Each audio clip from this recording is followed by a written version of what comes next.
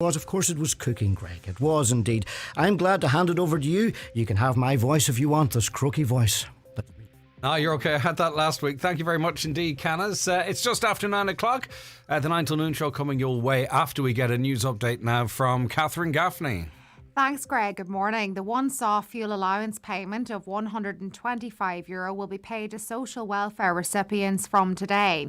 The measure forms part of the government's efforts to tackle the rising cost of living. 372,000 people will get the payment over the coming days. Labour Party TD Duncan Smith says the payment is means tested. We have a majority of people who would be on job seekers, on carers allowance, on state pension and that. So they are those with the least amount of means to meet the challenges of just trying to meet the cost of living crisis as it exists across all areas, from food to fuel. So it is the households and the families that require the state assistance the most, and that's why it needs to work, and it needs to work right now. The Irish Red Cross is to start contacting some of those who've offered to take in Ukrainian refugees this week. More than 20,000 pledges of accommodation have been made to date. Over 5,500 people have already arrived here after fleeing the war in Ukraine. Well, there's calls on both the government and Donegal County Council to explore the use of mobile homes to house both Micah families and Ukrainian refugees. Many people affected by Micah will inevitably need to be relocated while their homes are being fixed. Meanwhile, a significant number of Ukrainian refugees will also be seeking shelter in Donegal in the weeks ahead. Local councillor Johnny McGuinness says a strategic plan needs to be put in place and believes that this avenue should be considered. Why can't they be used to rehouse Micah families that are urgently in need of alternative accommodation, whether their homes are rebuilt or retrofitted or whatever the case may be? And also, indeed, there's a possibility there for the needs of many Ukrainian families that are seeking shelter and protection from the terror that they've experienced. So it's our duty at this moment in time to help these people in their time of need. And the price of a litre of fuel at Irish petrol stations could hit €2.60 by the end of next month, according to the head of an Irish oil firm. Petrol and diesel topped €2 recently, prompting a cut in excise duty. Paddy Cummin from the AA says prices have come down significantly in recent days across the country. He says they could rise again, but such a dramatic increase would depend on a number of factors. It depends on the volatility of the market with Russia and Ukraine. But I think a lot of the concerns were down to the fact that there was worry over supply if people started to boycott Russia in terms of buying petrol or diesel. Now we have seen diesel go up as a result of that, but I just think it's a little bit early to start speculating about prices like that just yet. Weather now. After a cloudy and damp morning, it will be mainly dry today with sunny spells and just occasional light passing showers. Highs of 9 to 11 degrees. We're back with more at 10 o'clock. Until then, good morning.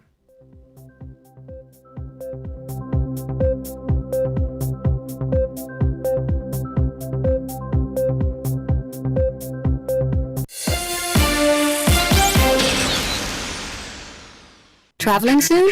Get your travel money completely, securely sorted with OnPost Money. Both your cash and a handy currency card, a 24/7 card helpline and emergency cash if you lose your card abroad. So you're always sorted, whether you're here... The next station is London Bridge. ...or here... or thousands of other places worldwide. Get your travel money sorted with OnPost Money. Visit onpost.com or your local post office.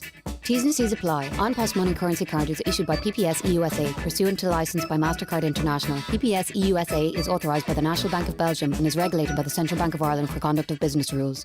The 9 till noon show with Letterkenny Credit Union, now offering mortgages from €40,000 to €600,000 with no hidden fees or transaction charges.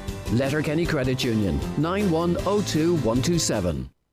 And now, it's time for the talk of the Northwest. The 9 to noon show with Greg Hughes on Highland Radio.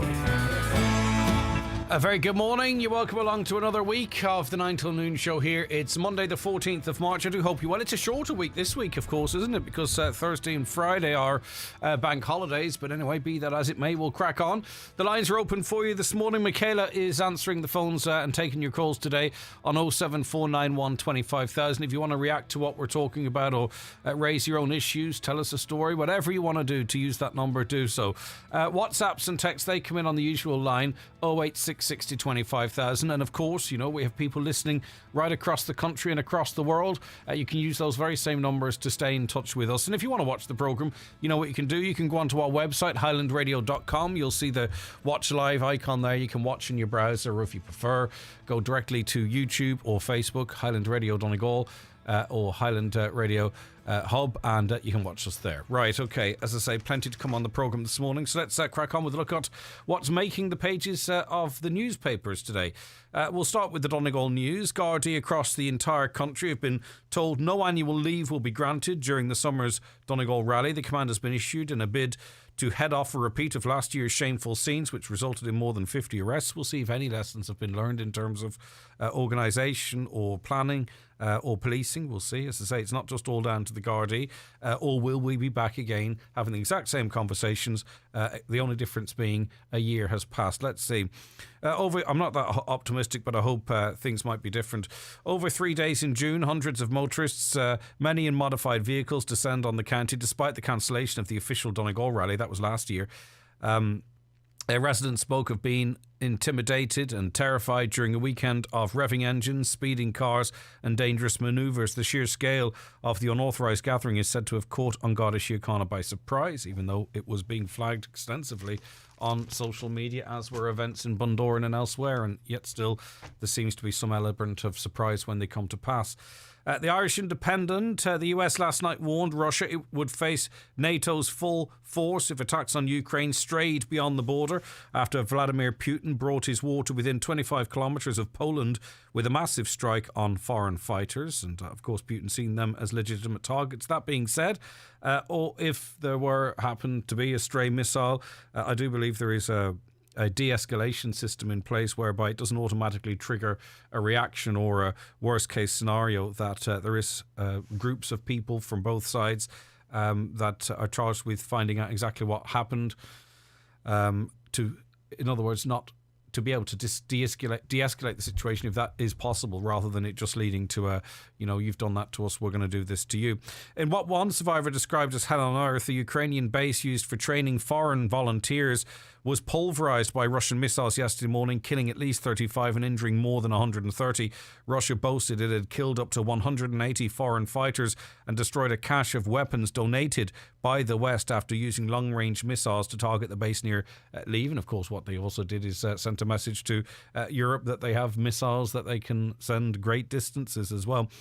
On a more positive note, let's hope it's somewhat more positive in all of the awful news, is that it would seem that we could be 2 or 3 days away from a formal meeting between the president of Ukraine and Russia, Zelensky and Putin. There's an awful lot of work going on in the background to try and get a face-to-face meeting between those two parties. And look, let's face it, that's the way this is going to be resolved, isn't it? Because, the West can pump as many weapons as they like into Ukraine, and Russia can pile in all its resources from the East. But the only way it's truly going to end is some sort of a negotiated settlement. So let's hope that meeting goes ahead. Let's hope that pressure from China and Israel and elsewhere can see an end to this awful situation. Last night, though, a few dozen days survivors from the strike began returning over the Polish border, many apparently reassessing their decision to take up arms. And of course, the reality hits home then, doesn't it?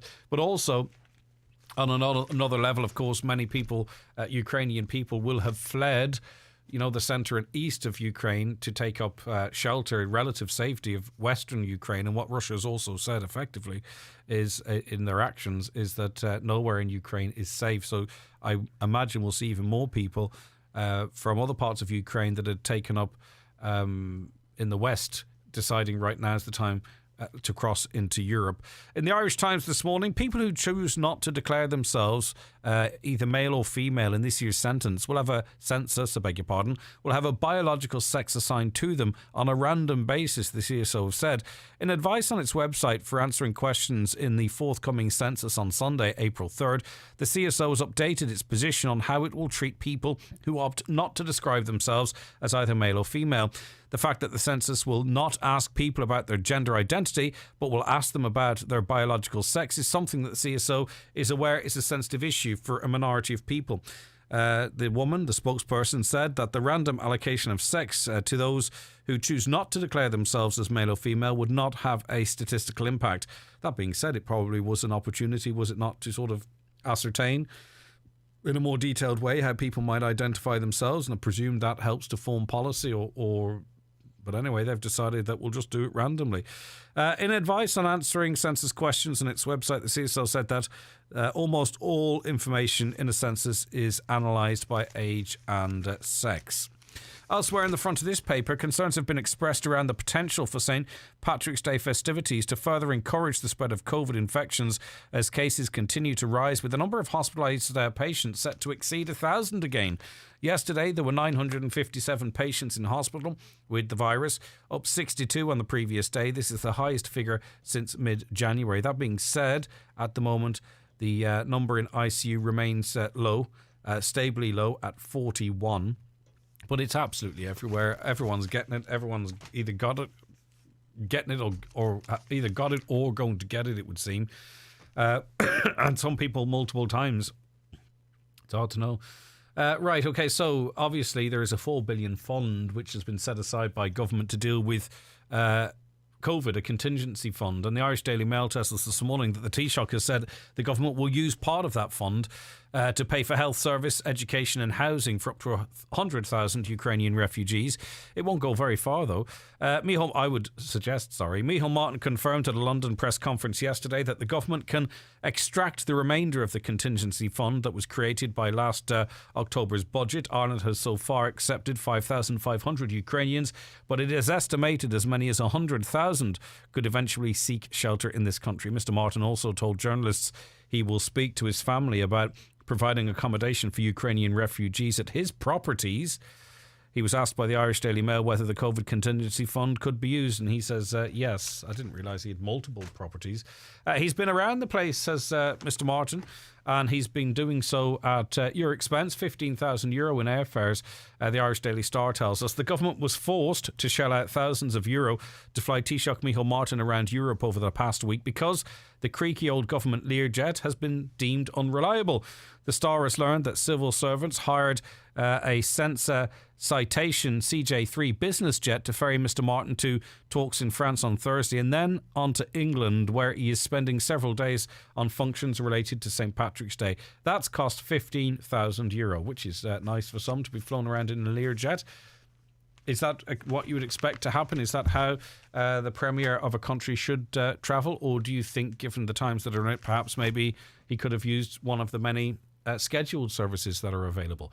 What do you think? 086 60 25,000 WhatsApps and texts, or give us a call on 074 91 25,000. The Irish Daily Mirror also talking about COVID rearing its head. The number of people with COVID-19 in hospital soared over the past 2 weeks by almost 60%, but admissions to intensive care are remaining stable. As we mentioned, 967 in hospital with the virus, which had risen by 62 from the same time on Saturday. But of course, we know that at the weekends, it's the same with all illnesses. There can be a delay in discharges, which means that we end up with a big figure over the weekend, which can often come down then through Monday, Tuesday and Wednesday. But what Dr. Ono Dabara, an infectious disease consultant in Beaumont Hospital, explained that cases with severe illness due to the virus are much fewer. He said many of those in hospital are there due to other serious illnesses, and it is so widespread that it's inevitable that people who are in hospital for other reasons will be found to be COVID positive. That being said, there are still people, this is not to play it down, there are still people who are sick in hospital with COVID, but I think we need those figures to get more of a idea of precisely what's going on. Right, finally in the Sun today, Ireland must take a war-footing approach to skyrocketing cost of living as the Russian invasion of Ukraine has started to drive up prices, social activists have warned. Micheál Martin has said that commodity prices are going through the roof and his possible shortage of grain will have very serious repercussions for the state. Ministers were warned last week, as we mentioned. This was a worst-case scenario memo. Possible shortages of natural gas and carbon dioxide used in food processing that could lead to rationing and huge disruptions to food production. As I say, the worst case scenario. Supermarkets are preparing for food hikes of up to 12% from major suppliers, which will hit customers in the coming weeks. Everyday groceries such as bread and milk will be pushed up by price inflation of about 4%. When asked if the country is in a war economy, the Taoiseach replied, "Not quite yet, but we're heading in that direction." So all the more reason for hopefully a resolution to the awful situation that's ongoing. 086 60 25,000, that's your WhatsApps, that's your texts. 07491 25,000 to give us a call. The newspapers are courtesy of Kelly Centra, Mountaintop, Letterkenny. The 9 till noon show with Letterkenny Credit Union. Mortgages now available with a personalised service from your local and friendly credit union. Email mortgage@letterkennycu.ie. All roads lead to Letterkenny on St Patrick's Night, Thursday, March 17th. Enjoy a spectacular night of cabaret and dancing at the Clanry Hotel. Making a welcome return is the widely acclaimed Joe Dolan Show. Remembering Joe, starring Joe's brother Ben, nephews Adrian and Ray, niece Sandra, singing sensation Karen Carroll, plus members of the original Joe Dolan Band. There's no show like a Joe show and always a sellout. So get your tickets now at the Clanry for the St Patrick's Night Bank Holiday Extravaganza. Call 074 9124 369 or book online at showtours.ie. It's been described as the best steak promotion in Donegal, and it continues every Saturday at Kelly's Diner in Letterkenny. For just €11, you get a succulent 8-ounce Irish sirloin steak, cooked to order and served with all the trimmings, including a choice of different sauces. It's available from 3 every Saturday, so why not treat yourself this weekend in Kelly's award-winning diner at Mountaintop, Letterkenny.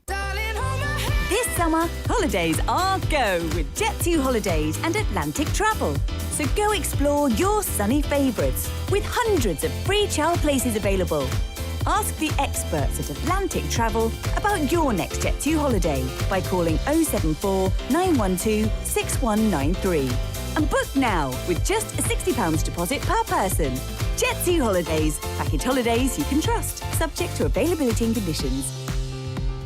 Walk the line once again with the multi-award-winning Johnny Cash and June Carter tribute show Cash Returns. Celebrate the music of the Man in Black at the Strual Arts Centre, Omagh on Saturday 19th of March. Limited tickets are available now at the box office. That's Cash Returns live at the Strual Arts Centre, Omagh, Saturday 19th of March.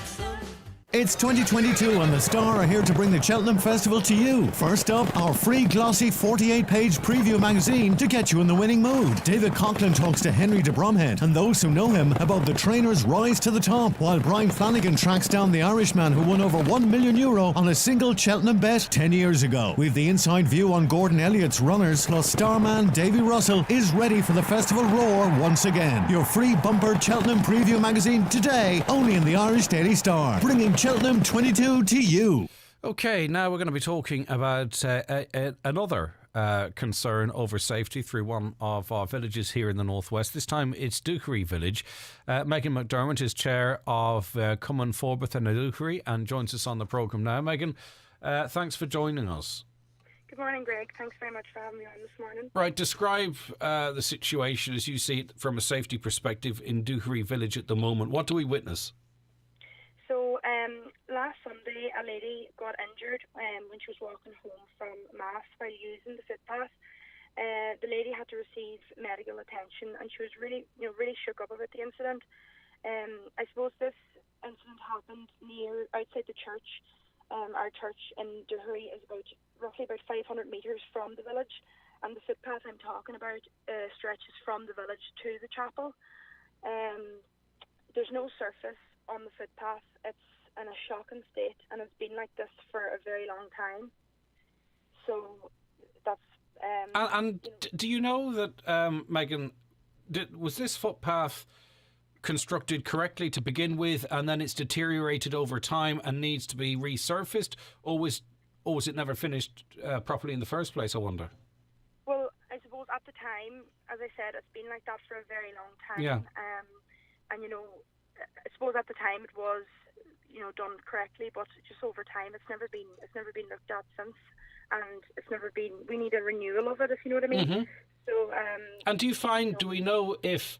Because it's an uneven surface, and maybe if it's going to the church, you know, I don't want to make any sweeping statements, but you know, maybe a number of older people might be more inclined to use it than younger people. I don't know.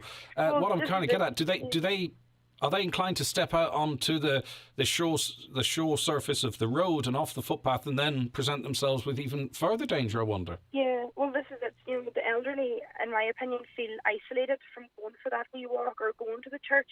They can't use the footpath, and it's taken away their independence because the footpaths are not up to standards. You know, and you know, our aim as a Duherry development is to keep improving our village and make it a place for our community to enjoy and to feel safe in. Mm-hmm. So there's a 50-kilometre speed limit within the village, and it's not adhered to. Therefore, we're asking for speed bumps to be introduced as a measure to improve road safety, one before and after the church, and then, you know, some throughout the village, especially there, for example, near the school. You know, the Duherry is a through fare to both Dunlow and Gweedore, so the speed limit, you know, honestly isn't adhered to, as I say. So it's the perfect storm, isn't it? You've got speeding traffic, and also what you have then is people who may be inclined. I don't know if people pushing a pram or in a wheelchair or using, you know, a walking aid might also say, you know, let's walk on the road because this footpath isn't up to scratch. Add that in with speeding vehicles, and it is a serious incident waiting to happen. As you mentioned already, one person, even this last week, falling and injuring themselves. Yeah, and it's just, I feel it's a wake-up call, you know, to us and to the council especially. So we would like to, you know, as I said, we want immediate renewal to the footpath, and, you know, we would like to invite the relevant people in the council to come to Duherry and to meet with us and see for themselves the shocking state of the footpath. All right, and if anyone has any pictures of it, send them in to us here, even if you do yourself, Megan, just because obviously, you know, a picture paints 1,000 words, as they say, just till we get an idea of how bad it is, but you've described it perfectly. And is that the only footpath in the area that you feel, when I say you, I mean you as a group, feel needs attention? Well, as I say, that one is mostly used on, especially, you know, on the Sundays and going to mass and stuff like that there. But as I say before, the school, you know, young children coming from school, it's not safe either, because them footpaths aren't complete either, in my opinion. We do also have, you know, a walkway, a little river walk in the village as well, and it's you know, made of chips, and you know yourself, if you wanted to push a pushchair or a wheelchair, they're not fit for purpose either, and it's not very fair. You know, you know, people. The only people that can really use it is people that's stable on their feet, and you know, wheelchair users can't use it. Prams can't go on it. Yes. And you know, it's actually the pictures you already have sent pictures in, haven't you, or someone? Probably. Andrea sent them through to us. Yeah, it's in a terrible state altogether. I mean, it's not a footpath. No, it's not. It's a track. It's not a footpath. It's completely deteriorated in parts. You couldn't walk on it if you were in any way uncertain on your feet, or you couldn't push a pram through. What I'm looking at anyway, or you would have to avoid it in a wheelchair, I'd imagine. Oh yeah, you know, there's actual lumps coming from the ground, and it's a trip hazard. It's more of a hazard than a safety measure. It's crazy actually, because there's a I don't know what you'd call it, like a manhole cover, a rectangular manhole cover. To all intents and purposes, it's actually raised from the ground now because the path has fallen away. I mean, that in itself is a trip hazard. Oh yeah, 100%. Now I know Councillor Michael Conlon and Councillor Noreen McGarvey have raised concerns to the council months ago and recently, but nothing's ever been done about that. Yeah. And when I am talking about both of them, I would like to thank both of them. When I am on today, I'd just like to thank both Councillor Noreen McGarvey and Councillor Neil Colin McCaskill for all their help and support to us, and they've been very good. Very good to us. Yeah, it's kind of worrying though, and this is in no way to dilute what your comments there. But if this has been raised for months, right, and it's quite clearly really dangerous, and it's not far from you, by the way, either, that we were talking about a month ago of tarmac being piled and dumped. Tarmac that was no use. It was, I don't know how it ended up being of no use, but it wasn't. That would have fixed this problem. That's what we're talking about. I think in this day and age, it's grand that the councillors are talking about it. It's grand they're raising it with the executive. But what we actually really need is someone to go out and fix this problem. All the talk in the world. I mean, if this had been fixed, that lady may not have been walking out in the road and may not have fallen and injured herself. Do you know what I mean? We're talking about people's well-being here. It shouldn't be just about talk. We need action. Someone from the council needs to go out and have a look at this and say, is this acceptable in 2022? It shouldn't just be thought of, it should be done. Something has to be done about it. And, as you said there, Janice has been on before talking to yourself about the pile-up of tar on the road to Dunlow, and that's a prime example. That could have been... pile it on the footpath and roll it out with a roller and fix two birds with the one stone. 100%, yeah. It's common sense, Megan, isn't it? It's not. We're not. I mean, we're just the regular folk. We're not councillors or we're not engineers. But I mean, this stuff is basic. That footpath is not fit for use. No, it's not, and it's just all we want done is to be able to keep our, the people in our village safe. And as I said, it's more of a hazard than a safety measure. These footpaths, and then the speed that goes along with it on the road is. It's not right either, and I just feel if there was speed bumps or ramps throughout the village and a decent footpath, a proper footpath, not just something that is a track, a proper footpath that people of all can use it. Yeah. I mean, listen, we're going to get bogged down, not me and you, but when we start talking about speed ramps, it's TII, it's surveys, it's all this kind of stuff that it's this stage now goes straight past my head because there's no point taking it in because it's BS. What we're looking for is actually just someone to do something here, not tell us why it can't be done. But the footpath would give pedestrians the best chance in the very short term of being safe and being away from road traffic. You know what I mean? So if they can't do the ramps right away, surely someone can go and fix the footpath, and at least then there's some separation between people on foot and people in cars. 100%. And then we can keep pushing for the speed ramps. I'm not trying to restructure your campaign, but do you get where I'm coming from? No, there's no excuse not to fit the to do the footpaths, but we could hear all amount of excuses about the road itself. Do you know that sort of way? Yeah, the priority, first of all, is footpaths throughout the whole village. But, I'm just using the one from the village to the chapel as a prime example of how unsafe they are. All right. Listen, well done, Megan, for highlighting it the way you have, and the rest of those involved in it. We appreciate you coming on with us as well. And listen, hopefully someone does something about it. And if they do, I can't wait to praise all the people that we've been talking about and saying fair play to them for listening to the residents and doing this. That's how, a local authority or whatever it is should operate. We'll do that too. I'll bring you back on and we'll applaud whoever does it. Do you know what I mean? It's not about focusing on the negative. I can't wait till we're talking about it being done, and we'll make sure that we give equal praise as we have criticism. But for now, Megan, thank you. Thank you very much, Greg. Take care. All right, take care. That's Megan McDermott there, who's chair of Common Forbetha in Nadoochary. And she's, of course, talking about the situation there. I'm mixing two stories. Her grandmother would find herself stepping out onto the road to avoid the rough surface of the footpath. And separately, someone tripped on the footpath last weekend and injured themselves. And they're very concerned that it could be, it's not an accident waiting to happen because it's already happened. Now, learning some sad news here from a 9 till noon show, Greg Hughes, Caroline Orr, and all of you perspective. And that was the passing of Mary Conlon. I'm very saddened by this, actually. Mary was a regular contributor. She was an absolutely amazing person, but regularly on with us reviewing the newspapers. And she's a former primary teacher. We used to have a bit of fun about that, about the use of the word retired and all that kind of stuff. And just an amazing woman. Beautiful inside and out, and an amazing heart and so much knowledge, and has done so much for people over the years as well. She passed away very happily, to say, surrounded by her family.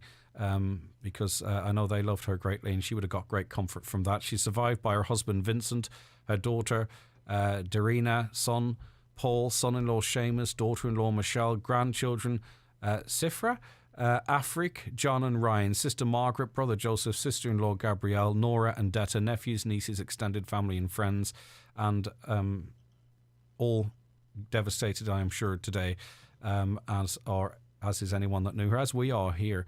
Mary's remains are reposing at the home of her daughter, Darina, at Mary's request. The house is strictly private to family only. Requiem Mass will take place at the Church of the Irish Martyrs, Letterkenny, on Tuesday at 11 a.m, followed by private cremation at Lakelands Crematorium. And I'm just feel blessed to have spent so much time through the programme in Mary's company, and I will really, really miss her. And it's very, very, very sad. Just an amazing, lovely woman, and may she rest in peace, and may her family be comforted having known her and known such an amazing woman, and having all those beautiful memories to take forward with them. Really, really sad, and may Mary rest in peace. The 9 till noon show with Letterkenny Credit Union, now offering mortgages with life cover provided at no additional cost. Letterkenny Credit Union, 9102127. Hi, Raymond Sweeney here. If your vacuum cleaner has seen better days, call into us at Ben Sweeney Euronics for a look at the new Samsung Turbo Cardless Stickback. This lightweight, easy to control vacuum cleaner picks up fine dust on carpets and on hard floors. With a 40-minute battery life and a massive 150 watts of suction power, it is now available for €299. Ben Sweeney Euronics, Port Road, Letterkenny, and the shopping centre, Dunlow. Ben Sweeney Euronics. We deliver, we install, we care. We're the connectors. At ESB Networks, we've been connecting customers to Ireland's power network for years. We've also been making new connections, building a network that's stronger than ever, so we can all be kinder to the planet. Connecting our network to natural resources and Ireland to a net zero future that's more sustainable. ESB Networks, connecting you to a clean electric future. Do you suffer from heartburn or abdominal pain? Do you experience frequent constipation or diarrhea? If you need or are waiting for an endoscopy consultation, then why not come see us at Kingsbridge Private Hospital, Sligo, where we provide excellence in private healthcare. We are approved by all private health insurers, and our specialised consultants are ready to see you. Avoid long journeys and longer waiting lists. Visit kingsbridgeprivatehospital.ie for more information. Because life matters. Don't forget to make inquiries about the fantastic offers we currently have across the range of Nissan and Kia, with PCP options available on all new vehicles. We have your new car sitting ready to go. To find out more, call iMotors Letterkenny and Malin today on 074 9134 or visit imotors.ie. Join Dominic Irwin and friends for his Ready to Shamrock 3-day event at the Silver Birch Hotel, Omagh, from Tuesday the 15th of March through to Thursday the 17th of March. On Tuesday and Wednesday, dance the night away with the very best in Irish country music, including Jerry Guthrie, Barry Kerwin, Sean Cuddy, Jim Devine and Gareth Pritchard, culminating with the St Patrick's Night concert with Louise Morrissey and Owen Mack. There's also late night dancing with John Malloy and Brothers Inc. An incredible lineup over 3 nights at the Silver Birch Hotel. Admission at the door. For more information, contact the Silver Birch Hotel, Omagh. Okay, you're very welcome back to the programme on Highland Radio, and on to it we welcome Kevin McPartland, CEO of Fuels for Ireland. Thank you so much for joining us again, Kevin. Good to have you on the programme. Not at all. Happy to do so. Right, okay. By many accounts, those in the business of supplying fuel at the forecourt have put in a few difficult days, in that an awful lot of criticism in their direction, an awful lot of criticism of prices apparently going up the day that excise cuts were announced. Tell us what the situation is from a fuel provider's perspective. Well, I think you're right. People did put in a very seriously difficult few days, not just because people were kind of trying to meet the demand issue, make sure that we had enough fuel on forecourts, but also because there were some unrealistic expectations created by some comment from government and media about when people should expect to see the impact of excise duty. And we've had a large number of reports across the entire country of forecourt staff being abused and even threatened. by people who felt that the excise duty hadn't been applied to the fuel, the price of the fuel they were paying. I think now you can pretty much say that the vast bulk, I mean, it would only be absolute outliers who wouldn't have had a supply since the duty was changed. So that impact should be being felt at essentially all service stations now. I think in addition to that, the wholesale prices have reduced. Okay, that's so good. There's been quite a significant dip in the price over the last couple of days. Okay, and we'll talk more about that. I think really what maybe fueled people's anger, and genuinely no pun intended, is there is a sense, and maybe it's a myth and you can dispel it, there is a sense that if an increase in excise is announced, it seems to be applied immediately. I think you're right. There is a sense, and I think you're right also to give me a chance to contradict that sense. In truth, when excise duty is increased in the budget, there's a couple of things that are different. One, we know the budget is coming weeks in advance, and you try and factor in that there is, and also the way politics is done these days, it's well flagged what the excise duty increase is likely to be. So people are beginning to plan for that, and they might be sort of keeping prices down, even coming up to budget day, so that they can reflect that.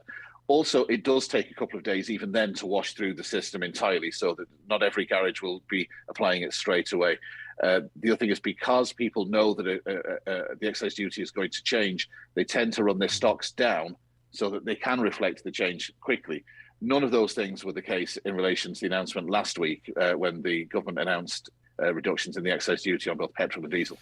Was there anything on the fuel markets that you can recall that would have led to increases on the day prior to the excise duty? You know, on the day, midnight, yes. The excise duty came in. Was there anything on that day that led to increases of 10 or 15% on the markets that had to be reflected at the pumps just hours before this cut was announced? There absolutely was. And if people want to be cynical, they can check this. Platts, PLATTS, is the commodity pricing index that's used for wholesale fuels. Usually, in normal times, people will look at what the price for a barrel of crude oil is and think, okay, 3 weeks down the line, that should impact on the pricing. Things are just so wild at the moment that isn't a fair predictor anymore. What you actually need to look at is the wholesale price of diesel and petrol. And they're publicly available. Anybody can look and they can verify this. On Tuesday last, in the 24 hours in advance of the government's announcement of an excise duty cut, the price of diesel on wholesale markets went up 22 cents.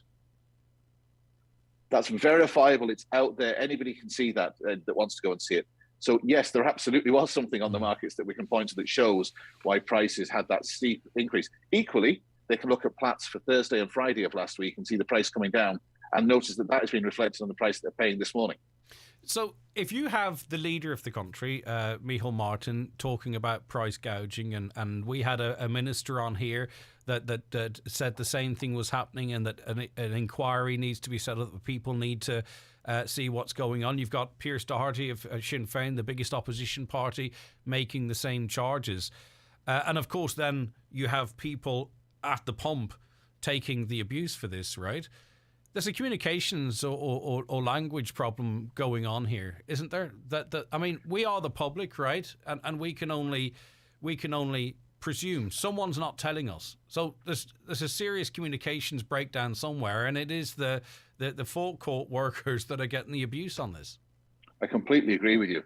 And there is a communications problem. As you say, when the leader of the government of the country uses inflammatory language like morally reprehensible, that is what, in my opinion, drove at least part of the abuse and threats that our colleagues across the sector were facing.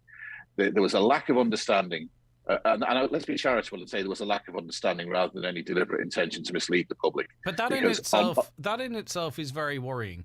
If you've got the government, its leader, Micheál Martin, and Pascal Donoghue, he's the numbers guy, right? If they expected prices to fall at midnight by 15 and 20 cents, and they don't understand how this works, that's almost more worrying. With no disrespect to those who were getting abuse, but that's more worrying because they're in control of this 320 odd million effectively, which we on Friday were saying, where is this money going? Tell us, someone tell us. Well, here's the thing. So the government, and I get it, right? I get why people in Donegal and all over the country are fed up at the price of fuel right now. I filled my own tank up the other day and was hurting at what it cost. So I get that. And government recognise that that's a very unpopular thing. It's something which actually really drives people mad. And they decided they needed a bogeyman. And they decided they were going to pass that role on to us. In truth, there is only one party here that's profiteering from this situation, and that is the government, because the high price of fuel right now, even after the excise duty cut, means that government is collecting an extra 40 to 45 million euro per month in VAT on fuel. Explain that, because that can be hard to get the head around. So how does it... obviously, the excise rate doesn't change, right? The price fluctuates. So explain for those of us. I mean, I finally have worked this out in my head. But explain then how that means that the government benefits even more so. So the excise rate did change last week, as we know. But let's forget that happened. Let's talk to me about. Well, it's important to recognise that it did happen right now. Right. So what we have is a situation where the excise duty is a constant under normal circumstances. Carbon tax is a constant under normal circumstances. The NORA levy, the better energy levy, are a constant under normal circumstances. So the only things that vary are the price of the fuel itself on wholesale markets, and then because VAT is applied on the final price, it's 23% of whatever the total of the rest were. So as the price for the fuel product increases, that drives the before tax price, and then when VAT is added on, they collect even more. So right now, the situation is that because the fuel price is very high, therefore the government is getting 23% on a very high price. And so the addition that they're making against this time last year is somewhere between 40 and 45 million every month. When you, and I might as well be honest with you, and I mean this with absolute respect to you, Kevin, when you were explaining to me how prices go up so quickly when excise increases, there was a lot of words in there, and I think they applied to those that operate fairly. Would you say it is fair to say, though, that there are those out there that look at these opportunities to sort of increase their take? In other words, whether it's gouging or working with the price a little bit to try and eke a little bit more profit out for the company themselves. Do you think maybe there's the public is cynical because there might be a history of things looking a bit unfair, dodgy even? I certainly think that the public is cynical. Whether I think that they're right to be or not is a different question. I can only tell you what we had a meeting. You talked about how worrying it was that government don't understand this stuff. We had a meeting on Friday afternoon with 4 ministers, and I can tell you what we told them. Every single member of Fuels for Ireland passed on the excise duty cut at 12:01 on Thursday morning, unequivocally, without any reservations at all. That happened. Okay. Now, independent petrol stations set their own prices. They make their mind up what they're going to charge. But here's the thing. We're the only business in the country where the price that you will be asked to pay is put up in 2-foot-tall illuminated letters before you ever get onto the premises. If somebody is going to try and increase prices artificially and charge an extra 2 cents per litre, the place down the road will compete with them on price, and we all know what will happen. People will go to the cheaper place.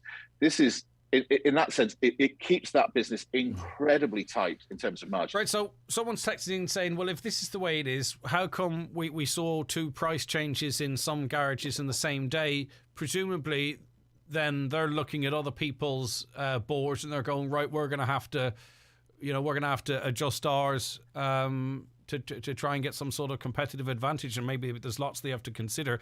It's like a tin of beans to some extent. They're free to change the price of those beans 7 times a day if they want to, dependent on what their neighbours are doing in terms of. They are, but I would suggest it's very unlikely. Scope. Yeah, but I suggest it's very unlikely that Bachelors or Heinz or whoever makes the beans is changing the price on the wholesale market 7 times a day. Yeah. And so if you're a fuel station, one, you might be getting more than 1 delivery a day in some cases. Probably not too many in Donegal, just given the demographics sales, there. But some places will be. But what people are doing is looking at what is the price that they paid for the fuel that they have in their tank, and what is the price they're going to have to pay for the next load that's coming in.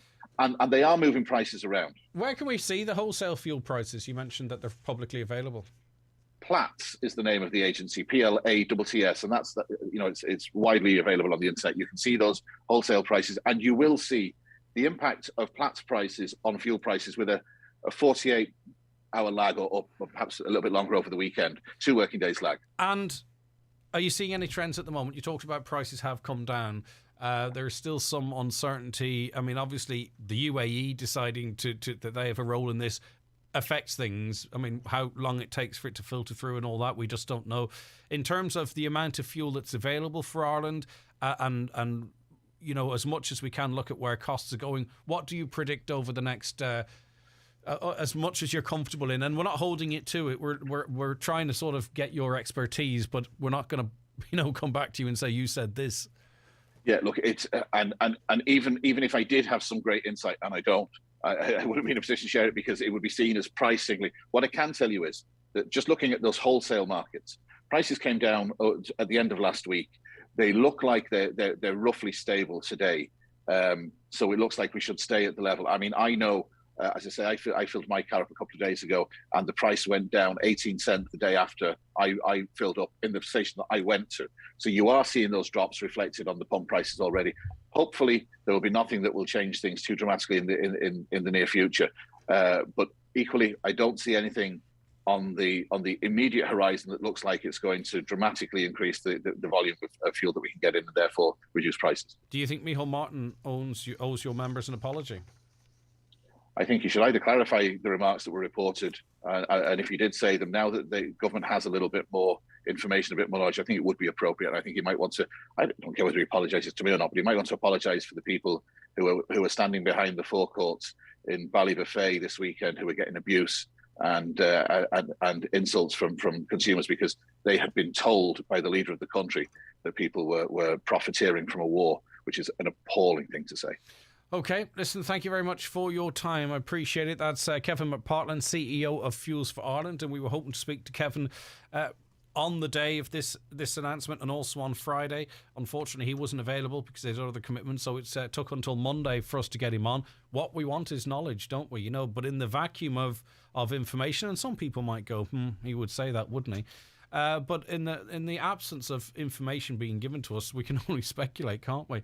Where can you go to verify the wholesale fuel prices? Platts, PLATTS, if you search that. I imagine it's quite technical. I'm not sure if... well, maybe it's not. But you know, there's many different sources for oil and all that kind of stuff anyway. Let's have a nationwide boycott of shops of any garage who's abused the fuel price crisis. We may need fuel, but we don't need to buy their other products. Well, how do you determine that? Because as you mentioned, you heard from him, some shops are getting, 2 deliveries a day or whatever. And let's not forget either, it's these places that employ our young people too and our older people. These are of the community, and they're involved in sponsorship and all that type of stuff as well. So I'm not sure boycotting the shops is going to be useful. And there's an awful lot of factors in there. Maybe what was seen as a bit of gouging, maybe you got the explanation there. Has your opinion changed? Let us know, because that's important too. You know, I wonder if we lost the ability to go, actually, you know what? Maybe I jumped to a conclusion that wasn't fully correct, and it's not our fault. We're only hearing this stuff now. Has your view changed? 08660 25,000. Ask him how a forecourt price can change twice in one day, as it did. Surely the fuel in the storage wasn't subject to the 22% increase per barrel. It depends. I don't know. As you mentioned, there's a lot of factors there that might lead to prices being adjusted. I don't know. What do you think? Has your views changed? The 9 till noon show is brought to you by Letterkenny Credit Union, offering low-rate car loans with fast approval. Apply online at letterkennycu.ie or in office today. If you've got magic moments or great memories captured on your smartphone, now is a great time to have them printed at mcgees.ie. Simply upload your favourite photos, choose your size and finish, and McGee's will take care of the rest, with the results delivered to your door. Prices are from just 12 cents, and there's also creative options available. Preserve your memories today at mcgees.ie. Hi, Dad. Just popping on to say hi, love. How did you manage to video call? I'm a bit of a computer whiz these days. I can see that. And it's not just video calls. With Hi Digital's free online course, Paddy also learned to do the grocery shopping. And you can too. So how are you, Dad? Hang on, I've a very funny gift to send you. Or is it GIF? Learn essential online skills today at highdigital.ie. Brought to you by Vodafone Ireland Foundation, Active Retirement Ireland and Alone. Vodafone, together we can. Are you thinking of selling your home? At Robinson Estate Agents, we currently have clients waiting to buy properties due to relocation to Donegal. Call for a free valuation and find out more about the benefits of using an estate agent with over 25 years experience. You can also avail of our free professional marketing campaign. Let Robinson Estate Agents maximise your sale value today. For more information, call our offices in Letterkenny and Dunfanaghy on 07491 20990. Robinson Estate Agents, working for you. Central Auto Parts are now stocking Sunny, a water-based paint offering all up-to-date colours for all vehicles, and Celimix Commercial, the perfect paint for diggers, plant and machinery. Buy it today at Central Auto Parts, Portslink Business Park, Letterkenny. Find us on Facebook or call us on 074 9127 491. Highland Radio weather updates with Ireland West Airport. Thinking of a sun holiday this summer with the family? Fly to Alicante, Malaga, Faro, Mallorca and Milan with Ryanair. Ireland West Airport, you're flying. Okay, now let's have a look at that weather forecast. Do I have one for today? I'll get it for you here now. 086 60 25,000 in the meantime. Stay in touch with us and have your say on what's happening. Let's have a look at the weather then. Becoming mostly dry this evening. What date is it today? That's yesterday. Today. Patchy rain will clear to sunshine and scattered showers through Monday morning, becoming mostly dry by late afternoon. Temperatures of 9 to 10 degrees in moderate to fresh westerly winds. That is your weather forecast. Right, some of your comments coming in here. Terrible story to hear about Mary Conlon, indeed.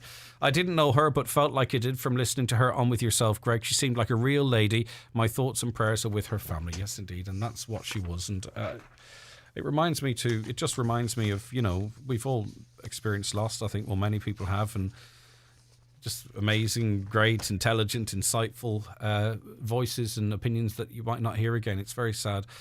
Okay, back to the petrol. Greg, petrol cost $1.84 in one area, yet a few kilometres down the road, both petrol and diesel is $1.99. Now, I mean, that's back in the day we used to talk about how every petrol station had the same prices. So that's good, isn't it? That's a bit of competition, not too far away. Presumably when the $1.99 petrol and diesel station gets its new loads in, maybe it'll come down. I don't know. Right. Councillor Michael McClafferty said, setting fare aside, it's ridiculous that Micheál Martin is using a private jet.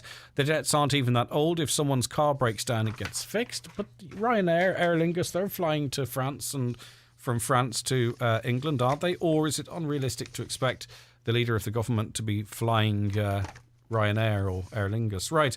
Colin McDade joins us on the programme now. Hi, Colin. Morning, Greg. Good to have you on with us. Right. Now, talk to us about Gortley House. This has been mentioned to me a few times, and it seems certainly it's a beautiful big building. I don't know what conditions it's in, but I presume it's got also a bit of history to it. It's got a lot of history with just to start off. It was a comment I put on an article done by Harry Walsh on the Derry People Donegal News, and just on that, I would like the opportunity just to wish Harry a speedy recovery and send him best wishes. Okay. But it's scary there. That's okay. Well, sure. He might not want to talk about it, but anyway, go on. No, the site, the planning permission. I was just reading a part of the article that the landowners have said that there's no mature trees cut down, and there was no mass clearance of the wood in Gortley. The wood in Gortley was probably the only wood left in the Letterkenny area. The nearest one now being Kiltoy Wood. Mm-hmm. The wood is totally gone. There's trees up there hundreds of years old, cut away. Now they're saying they have an engineer's report and all. I can't find it in any of Donegal County Council stuff. Yeah, well, if they say it's there, we'll have to just hold off until such time as we get a look at it. But what do you know? Well, first of all, whereabouts is this property and the forest located? Just opposite there, Oldfields Roundabout. You're looking up at Gortley House. Mm-hmm. And say it's the house. The house is there hundreds of years, and there's a lot of history to Gortley House. There's a lot of people tied into Gortley House, like Parnell and There is, but I mean, it's just been sitting there. If there are plans, and they seem quite ambitious plans to sort of, bring people into that area to repurpose the property, create employment, is that not a positive thing? I mean, there's no point retaining it there and standing looking at the trees and the house. Does things not move on, Colin? And progress. You can't stand in the way of progress. No, you can't stand in the way of progress too, Craig, but there's an onus on us to protect our history and our culture. Mm-hmm. And it plays an important part in the history of Letterkenny. The Gimlands in Gordley was granted, after the Battle of the Boyne. It's part of, they're going back that far. The history of Gordley is one of the first places planted in the area, in the community. The house is not listed. It should be listed. It should be protected. I don't mind work on at the house that are building the hotel, but the massive plans for the area they're out of context for the whole area, and that's and around there. Yeah, and we know other parts of Letterkenny where efforts are trying to be undone so we can remember the heritage and history of an area, and yet in front of our eyes this is going in the other direction. Some might feel it's going in the other direction, but they started off. My main concern was the wood. Yeah. Wood, the way it was taken away. I went up through it in different churches, and it was totally gone. Now, say there's people giving out about them burning rubbish up there, or burning the shrubbery now at night. The mayor from District Councillor Kevin, he headed up. People have contacted him about burning. This was done under the radar. This was done during the lockdown when there wasn't many people about. There's a belt of trees around Gordley Wood, but anybody who's familiar with that area, it's been up through the wood, they'll get a shock. Now they'll go up. I've shown up satellite images off that wood, before and after. It's totally gone. And they say that there was no extensive land clearance or deforestation had taken place. Who do you want to take this on now, Colin? Who do you think needs to sort of get a grip on this to examine what's going on or what could go on, or is it the council? Obviously, the council aren't responsible for creating this to be a listed building as such. So who do you think needs to take up this campaign alongside the likes of yourself? Well, there are different groups will be coming on the campaign, but the council have been very, very quiet on this. There's not been much word about this. This is the third time this has gone in for actual planning permission. The planning permission ran out in this last year, on the 7th of April. The work has been carried out since the 7th of April last year. Yeah, well, I have to be very careful in that, I don't know, maybe there was a planning extension or whatever. Until such time as I get a statement from those involved in this, we have to just be careful that we don't say anything that we can't substantiate either. But I understand that you're going... the information you're going from, Colin, and we'll have to have a look at it as well. It's going to be up before the planning again, I presume, and that's where people get to have their say as well. There's new planning being put on now within the next couple of months, but the thing that struck, the chord that struck me, Greg, but the main chord that struck with me was the fact that the denial that any mature trees have been cut down. And you say you claim satellite images satellite images. I've been clearly. up through it. There's several people when I put up a comment on Harry's piece, and there's a lot of people comment underneath that. Local people up on the area that's gobsmacked. Like there was 4 different objections on the import Penalla through this. There's hundreds and hundreds of pages of documentation to go through in this because there's a massive plan. I'm not against development in that area, but if the present owners is in denial that anything's taken place and just say it's normal agricultural land clearance is the way they put it. Why are they clearing so many trees? Because there's no crops or nothing being grown up. I get you. All right. There's sheep and stuff being, but all them big houses was all built and there was all massive trees planted around them. Mm-hmm. Now, even going back looking at the first OS maps, the Ordnance Survey maps come back, it's clearly seen that there's a major forest in the Gordley area. Yes. And now they have, even part of the plan permission, have tried to get round it by saying... Right, Colin, we're going to have to come back to this because I'm just against the 10 o'clock news, but we'll come back to it, and I appreciate you taking our call this morning, and we'll speak more about it in the future, if that's okay. You've given us a good idea of what's going on. Thanks for your time, Colin. I do appreciate it. Take care of yourself. Colin McDade there. Okay, it's 10 o'clock. We'll be back with more on the 9 till noon show after the news and obituary notices. Live, on air, online and on the Highland Radio app. This is Highland Radio News.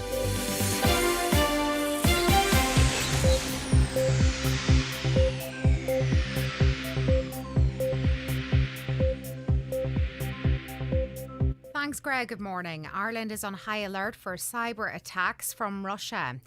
That's according to the Foreign Affairs Minister, who says cybercrime has increased by 25% across EU countries in the past fortnight. It's feared Russian cyber criminals could target Ireland in response to tough EU sanctions imposed on the Kremlin over its invasion of Ukraine. Minister Simon Coveney says we shouldn't think Ireland won't be affected.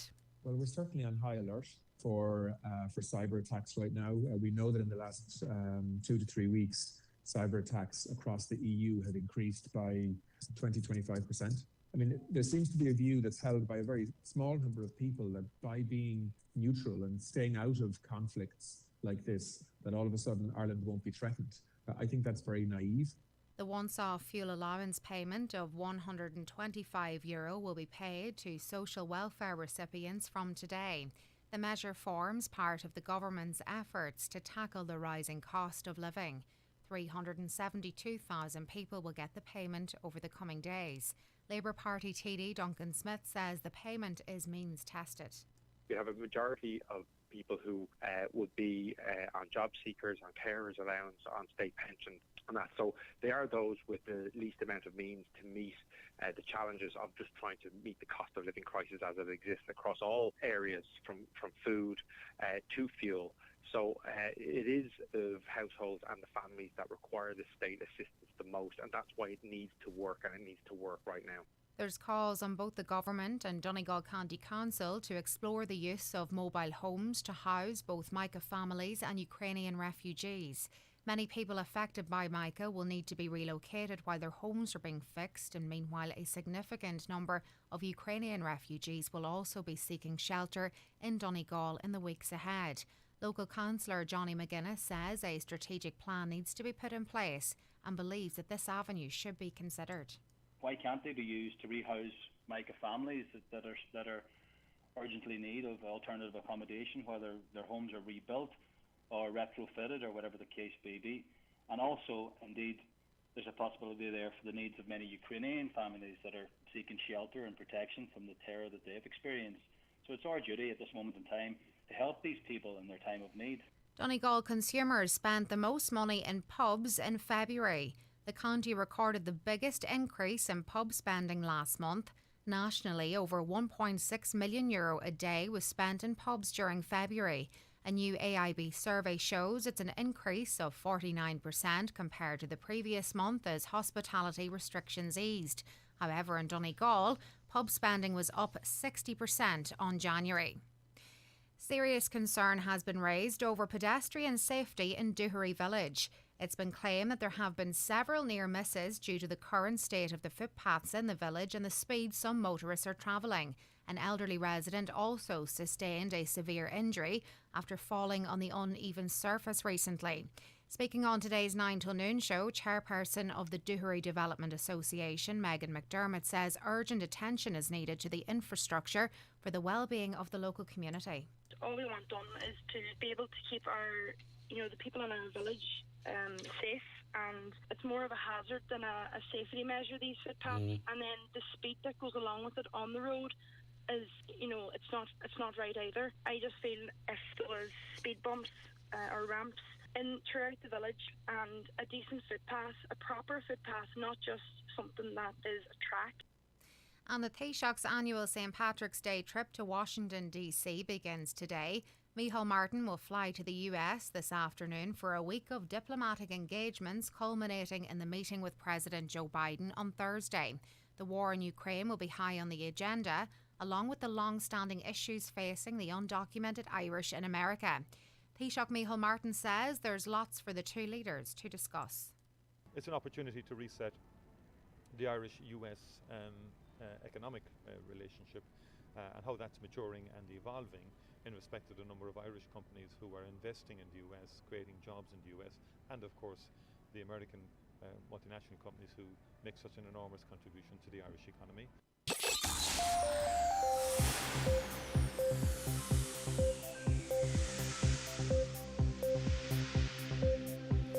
Weather now. After a cloudy and damp morning, it will become mainly dry today with sunny spells and just occasional light passing showers. Highs of 9 to 11 degrees. We're back with the headlines at 11 o'clock. Until then, good morning.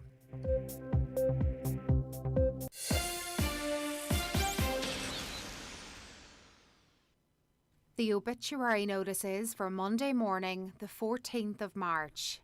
The death has taken place of Bridget Gallagher, née Boyle, Kentucky, Rothschild Acres, Burton Port and Glasgow. Funeral service on the 21st of March at 1 o'clock in Lynn Crematorium, St Mungo's, Glasgow. Family flowers only, donations to Macmillan Nurses. The death has occurred of Mary Conlon, Moira Jo Moore, Fernbank, Mahara Renan Letterkenny and Donegal Dunlewy. Mary's remains are reposing at the home of her daughter Dorina. At Mary's request, the house is strictly private to family only. Requiem Mass will take place at the Church of the Irish Martyrs Letterkenny tomorrow morning at 11 o'clock, followed by private cremation at Lakelands Crematorium. Family flowers only please, donations in lieu to the Oncology Unit, Mater Private Hospital or the Donegal Hospice, care of Marley Funeral Directors, Letterkenny or any family member. The funeral mass can be viewed on the Irish Martyrs Facebook page. The death has taken place of Maura O'Donnell, Craignahorna, Carandonna. Funeral on Wednesday at 11 o'clock at the Sacred Heart Church in Carandonna. Interment afterwards in the adjoining cemetery. The wake is strictly private and removal private on the morning of the funeral at the family's request, please. The death has taken place of Margaret Noble, Pearl, Miller, Milltown, St Johnston. House private to family and close friends only. Funeral leaving her late residence tomorrow at 1:30 for service at 2 o'clock in St Johnston Presbyterian Church with burial afterwards in the family plot. Family flowers only, donations if desired to the Alzheimer's Society of Ireland, care of any family member. The death has occurred of Kathleen Brown, 3 Mullendrate, Stranorlar. Her remains are reposing in her late residence. Funeral leaving her late residence tomorrow morning at 10:15 for Requiem Mass at 11 o'clock in the Church of Our Lady of Perpetual Succour, Glenfin. Interment afterwards in Kilworra Cemetery. The Requiem Mass can be viewed live on the parish webcam. Donations in lieu of flowers, if so desired, directly to the Donegal Hospice, care of any family member. House private to family and close friends only, please. And the death has taken place of Conall McGarvey, Ballyhearin, Kilmacrennan, and formerly Grove Hall, Kilmacrennan. His remains are reposing at his home. Requiem Mass this morning at 11 o'clock in St Columba's Church, Kilmacrennan. Burial afterwards in the adjoining cemetery. The Requiem Mass can be viewed on Church Services TV, St Columba's, Kilmacrennan. House private on the morning of the funeral. For more details, including any family health guidelines for wakes and funerals, please go to highlandradio.com.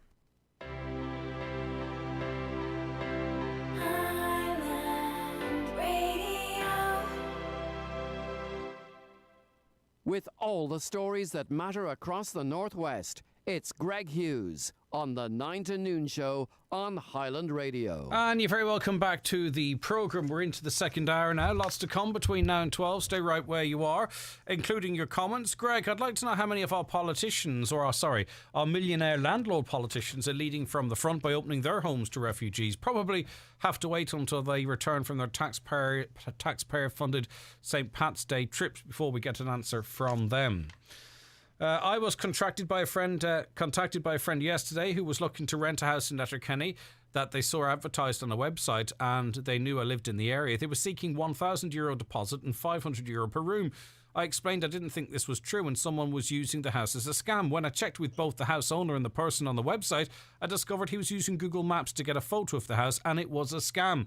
This is very dangerous as people know others are desperate at the moment to find somewhere to rent. Please be careful and view an actual house before handing over any money online. So that caller claims that, you know, we've covered these stories before, particularly it seems with student accommodation where, you know, landlords in inverted commas would use a property they don't own, scammers effectively, to try and get deposits out of people and what have you. Well, this caller is saying they've investigated a case and it's happening in Letterkenny. Oil prices have not doubled but trebled in the last 18 months. It shows, actually that's from going back till Friday. I'll come back to that in a sec. Hi, Greg. Was told that our coal is going up €5 a bag. Asked the Green Councillor that you had on Friday what's happening. They are absolutely destroying any chance of having any money at the end of the week with all this green tax. Yeah, that kicked in on Friday night, was it? That's your carbon tax. A caller says Ireland is the country in most debt in Europe. This won't end well. Well, we're not really, you know. I'm not trying to soften it, but if you look at national debt in relation to the GDP, ours runs at 59.5%. We're behind a whole go of countries.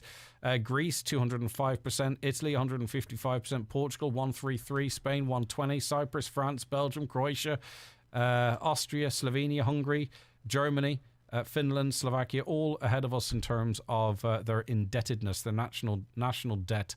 That's going back actually a little bit, so maybe it's been updated since. But there had to have been some change in the course of the last year for us to become the most indebted. But we'll look at the updated figures and see if that's the case. Greg, why doesn't the government and the TDs cut their wages to help the country? It wouldn't. It would perhaps show some apathy, perhaps with us, but it wouldn't actually really make any difference the amount of money we're talking about. What happens when the lorries park up and people are out of work standing on a dole queue? Who pays for that? Another caller says the person who points out lifts the person who point out lifts an accident on claims is absolutely correct. Okay, right. I think this is to do with carpooling. You know, we had a suggestion last week that maybe we could start carpooling and stuff to save our fuel usage. Thumbing was also suggested, but someone said, look, it's a claim waiting to happen if you have a crash. He's absolutely correct. It's a sad world when doing so could end up with your downfall in a huge insurance claim, a rise in year insurance on year on year, left walking. It's a sad world, but your caller is correct. Okay. Regarding fuel prices, it's not the petrol stations that are not passing the price decreases on in the Donegal area. It's the fuel terminal. They're not giving the decreases. There was supposed to be a 15% decrease on diesel and they only give 1 cent. So you can't blame the filling stations for that. I'm not saying that some filling stations aren't creaming it, but they all aren't totally to blame. And that came in before we had done. We were very keen to have that conversation with Mr. McPartland a little earlier on as it relates to, you know, what is actually happening with prices at the fuel hospital. Right, remember we... last week, someone wanted to know why St. Joseph's Hospital in Stranraer is not allowing visitors, or there are quite heavy restrictions as it relates to visiting. Well, the HSE responded to say that visiting at St. Joseph's Community Hospital is continuing. However, due to the high COVID numbers in the area, it is being carried out on a scheduled basis, enabling management and staff to manage footfall within the unit. There are no scheduling requirements for those visiting on compassionate or end-of-life grounds. Concerned relatives wishing to clarify any issue around visiting should contact management at the hospital on 91310338. Now, it was the fact that people thought it was quite restrictive in how you could visit, but that's an answer there. Okay, it is time for us to play the bingo now. Good luck if you are playing today. Stay where you are. We'll be back with more on the 9 till noon show after these. It's time for Ncbi Bingo on Highland Radio.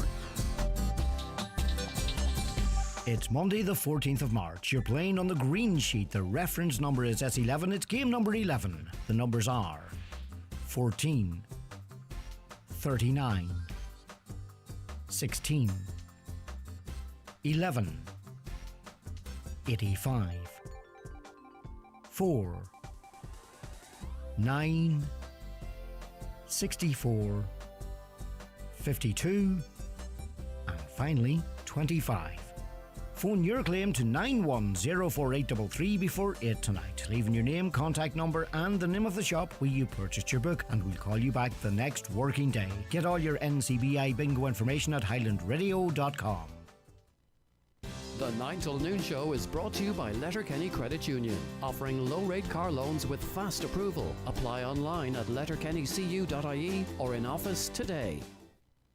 Don't sleep in and miss the very latest beds and mattress offers from dfibeds.ie, Ireland's leading online bed and mattress retailer. You'll get a comfy Irish-made mattress, upholstered base and headboard from an amazing €229. Check out the full range at dfibeds.ie. Delivery free and guaranteed to you within 7 working days. DFI Beds. Sleep well, live well. With passengers boarding for the holiday of a lifetime, please go Highland Radio wants to send you on the holiday of a lifetime. Worth €10,000. Plus $5,000 spending money. Get your ticket now at highlandradio.com. Answer the question and start packing. Start packing. Draw takes place April 14th on the 9 till noon show. Get your ticket early and enter a bonus draw for an extra week's holiday in Turkey. Two for the price of one. Start planning your ultimate getaway. Only on Highland Radio. Ooh. Buying or moving home can be a strange mixture of excitement and stress. So the last thing you need is worrying about conveyancing. Time to call McElhenney and Associates. They'll move that property transaction along swiftly, make sure everything's in order and prevent any nasty surprises. Residential, commercial, leasing or voluntary transfer. Call today on 074 917 5989 or find us online. We'll do the paperwork, you do the wallpaper. McElhenney and Associates Solicitors, Stranorlar. How can we help? Next up for Finn Harps in the League of Ireland Premier Division is an away trip to Sligo Robos for the derby at the Showgrounds. Join us for coverage on Highland Radio this Monday evening from 7:45pm kickoff. Finn Harps on Highland in association with B&S Credit Union Ballabafay. Sign up to receive your AGM booklet by email and you could win an overnight stay and dinner for 2 at Harvey's Point Hotel. Visit B&S Credit Union on Facebook to enter. B&S Credit Union Limited is regulated by the Central Bank of Ireland. Okay, you're welcome back to the programme. Good morning, Jerry Walsh. How are you? Very well, thank you. Okay, you and your mate Damien, he's from Max Bar in Duncanely, driving with 2 others to distribute food and medical stuff to Ukraine from Monday the 21st. So tell us, why did you decide to get involved in this? Myself and Damien had a chat there last week, and we just decided, let's do something from this part of the county. And because I have big vans, he's got good contacts. We put the word around, and then we decided about setting up a GoFundMe page. And there's been fabulous support from local people, and we're heading off this day week. No other reason. We've seen the photographs, we've all seen the videos, we've all seen the TikToks, and it's absolutely devastating that you see mothers and children crossing a border with nothing except the clothes on their back. And we thought we would do our part, because the Irish people are very generous worldwide. We're known to be happy, friendly people, and that's basically why we're doing it. And you have your contacts, as you mentioned, in Poland, so you know that whatever is given, you can get to those that need it. That's correct. The first cousin of mine, Dermot Hamilton, who's from Canada, but works for a humanitarian fund in the Ukraine. And then when all this broke out, he had to leave the Ukraine for a few weeks, and he came back to Ireland. And there 2 weeks ago, he headed back, couldn't go to Ukraine, obviously. So his business, or the company he works for, set up in Slovakia. And I speak to him on a regular basis. So he set up a WhatsApp so I can get direct, on the ground, first-hand information of what's going on in Slovakia with the border and Poland with the border. And speaking to him there over the weekend, we're planning to meet in Poland, but he said that will be confirmed today. And he gave me a list of stuff that is required over there. And some of the stuff now obviously we can't supply, but basically he said children's food, nappies, sanitary stuff for ladies, all that sort of stuff is in big demand. Medical stuff, big demand as well. Winter clothes, he said, what's it called, required, not summer clothes, but he says they have tons of that stuff already. So it's basic stuff, what we're bringing. We've had Duncanely National School do a big collection. They've supplied an awful lot of gear, but we are still looking for basically medical stuff, lady stuff, baby food, that sort of stuff would be much appreciated. In terms of the clothes, jackets, all that, that's not your focus of this trip. It's the practical items. I mean, they are practical items, but there's an awful lot of that stuff over there already. Correct. There's an awful lot of that stuff, practical stuff. As you can imagine, all the mothers with their babies crossing the border, they're all starving. That sort of stuff. So that's where we're sort of focusing on, that sort of stuff. Jerry, what kind of size of a vehicle are you taking over? We're taking 2 Volkswagen Crafters. One is my own business, and another one supplied by S&R Motors. And they're big vans. You can stand up inside them, and we can put an awful lot of stuff. Yeah. And how do people get it to you? Because the logistics on this side is you don't have an awful lot of time. As you mentioned, the local school getting involved and what have you, but there are people that are listening that might go, right, I want to help out here. So are you looking for donations and then that is purchased, or are you looking for people, if they're in your shop and they buy nappies and they want to buy nappies for themselves and maybe pick up another packet for someone else that might need them over there? Is that what way are you doing the logistics side of it, Jerry? What we're doing at that side is contact Damien in Max Bar in Duncanely. That's the first point of contact for that sort of stuff. Then if they don't want to supply actually products, if they go to Max Bar, which is the Facebook name, there's a link there to a GoFundMe page, which every little bit helps. We've about 4,500 so far. We're looking for 10,000. What we're doing with that, some of that will be used for obviously fuel expenses going across. The vans have been supplied, so there's no outlay of money there. And also, when we get there, we believe there's a number of little Aldis, and we could be buying food vouchers from them directly and distributing them to certain causes when we get over there through my contact who'll be able to give me first-time information on it. All right. Are you concerned at all for your own well-being in that? I mean, obviously, you might end up going. None whatsoever. Because it's not even on your radar, that side of it. That doesn't even come into it. What the people are going through over there, we just cannot comprehend it at this minute in time. And it's going to get worse for them. I mean, if the war stops tomorrow, they've got to rebuild the country. So this is going to go on a long time. So stuff is going to have to be constantly shipped across from small organisations like ourselves, the big government bodies. This is not going to go away. Yeah. Okay. And lots of people are doing it. And imagine in terms of, this is the furthest west in Europe that stuff will be transported to where it's needed as well. Not that matters, but it's not insignificant either, Jerry. No, it's not. I mean, we have good transportation. The roads in Europe are fabulous. So if people want to track the journey, by the way, I'm not sure if you mentioned it, but you're going to. So in other words, and I think this is important that people can feel if they contribute, they can sort of track it getting there. Which I think is quite an important connection too, Jerry. Yeah, no, that will be put up on the Facebook and Max Bar. There will be a tracking live event, as in a live. You'll be able to track this minute by minute with a tracking unit in one of the vans, so people see the little blue dot on their map, and they can see how far we're going. Okay. So that's the way we're doing it. All right, and just remind people of how they get in contact with you and the GoFundMe page as well, please, Jerry. Yes, hold on 1 second to give you that phone number. I have it written down here. No problem. If you can't find it, we can read it out after the. Yeah, I'll give it to you there shortly. Okay. So it's Max Bar. You'll see the GoFundMe link. Press that, and you just donate. Okay, best go to the Facebook page. Okay, that's it. Max Bar. Okay, listen, Jerry, safe travels. Will and do it. Thanks very much. And maybe we might touch base with you along the way. But thank you very much for now for giving us a heads up. I appreciate it. No problem at all. Thank you. All right, bye. Take care of yourself. Right. Okay. Now, just as it relates, we were talking about the national debt here. I wanted to look into it a bit more. The latest figures I can get are from 2021. Now, this is debt per head across Europe, and Ireland is the most indebted, 48,291 per head.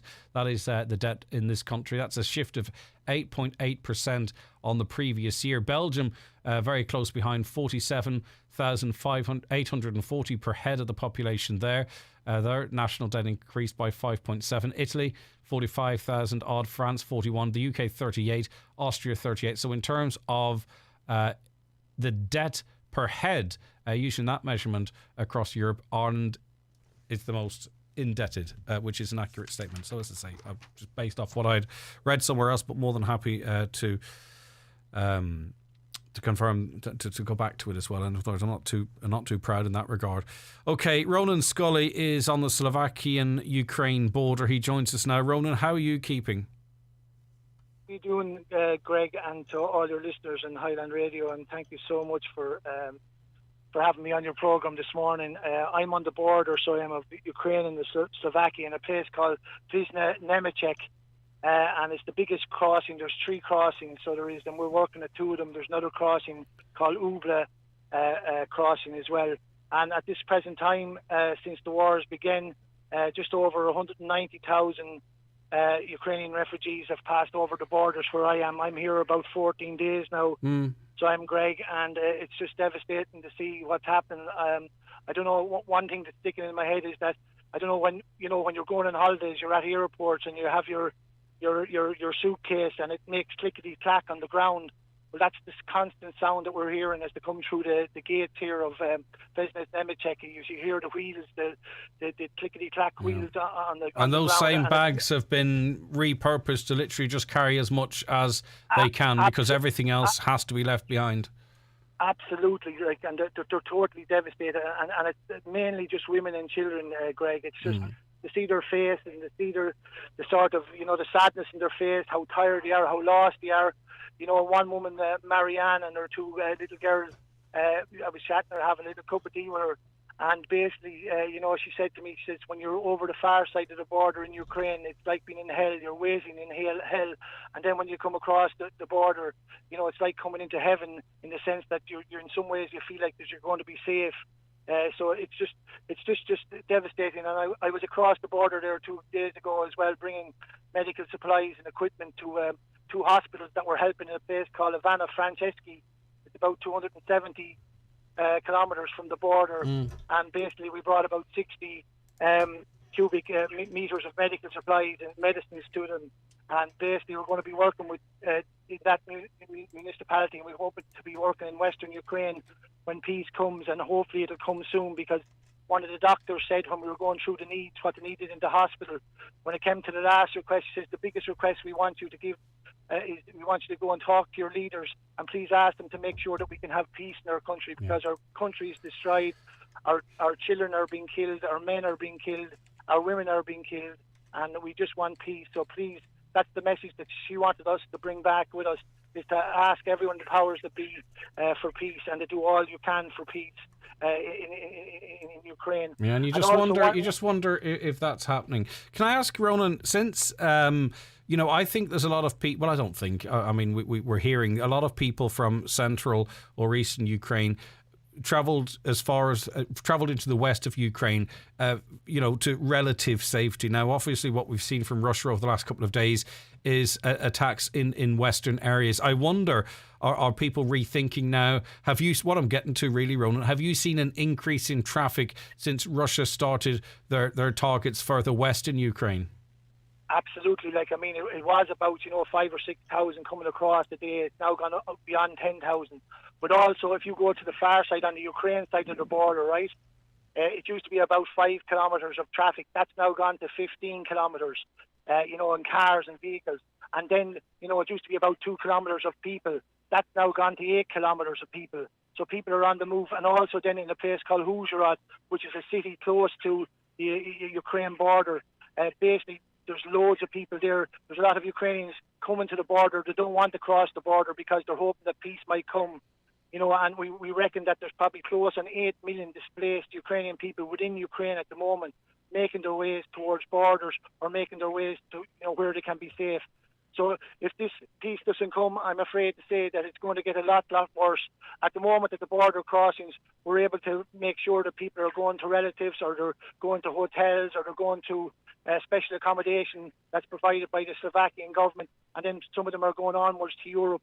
So they are, but basically, if it keeps going the way it's going, we're going to have to set up, refugee sort of villages basically on the border. So we are, because have you spoken to many people that have fled from Ukraine? Like, had conversations with them as to, maybe whether they should accede to Putin's demands. Do you know what I mean? Whether they should declare neutrality, whether or not the two eastern areas should be and Crimea should be recognised. I'm just wondering, dependent on where in Ukraine, are they saying, look, if it gives us our country back, if it's peace, then that's the price we're prepared to pay? Or are they like, we're going to battle this out to the bitter end? Like, what is do you think the general population of Ukraine, what do they feel about the situation and the resolution to it?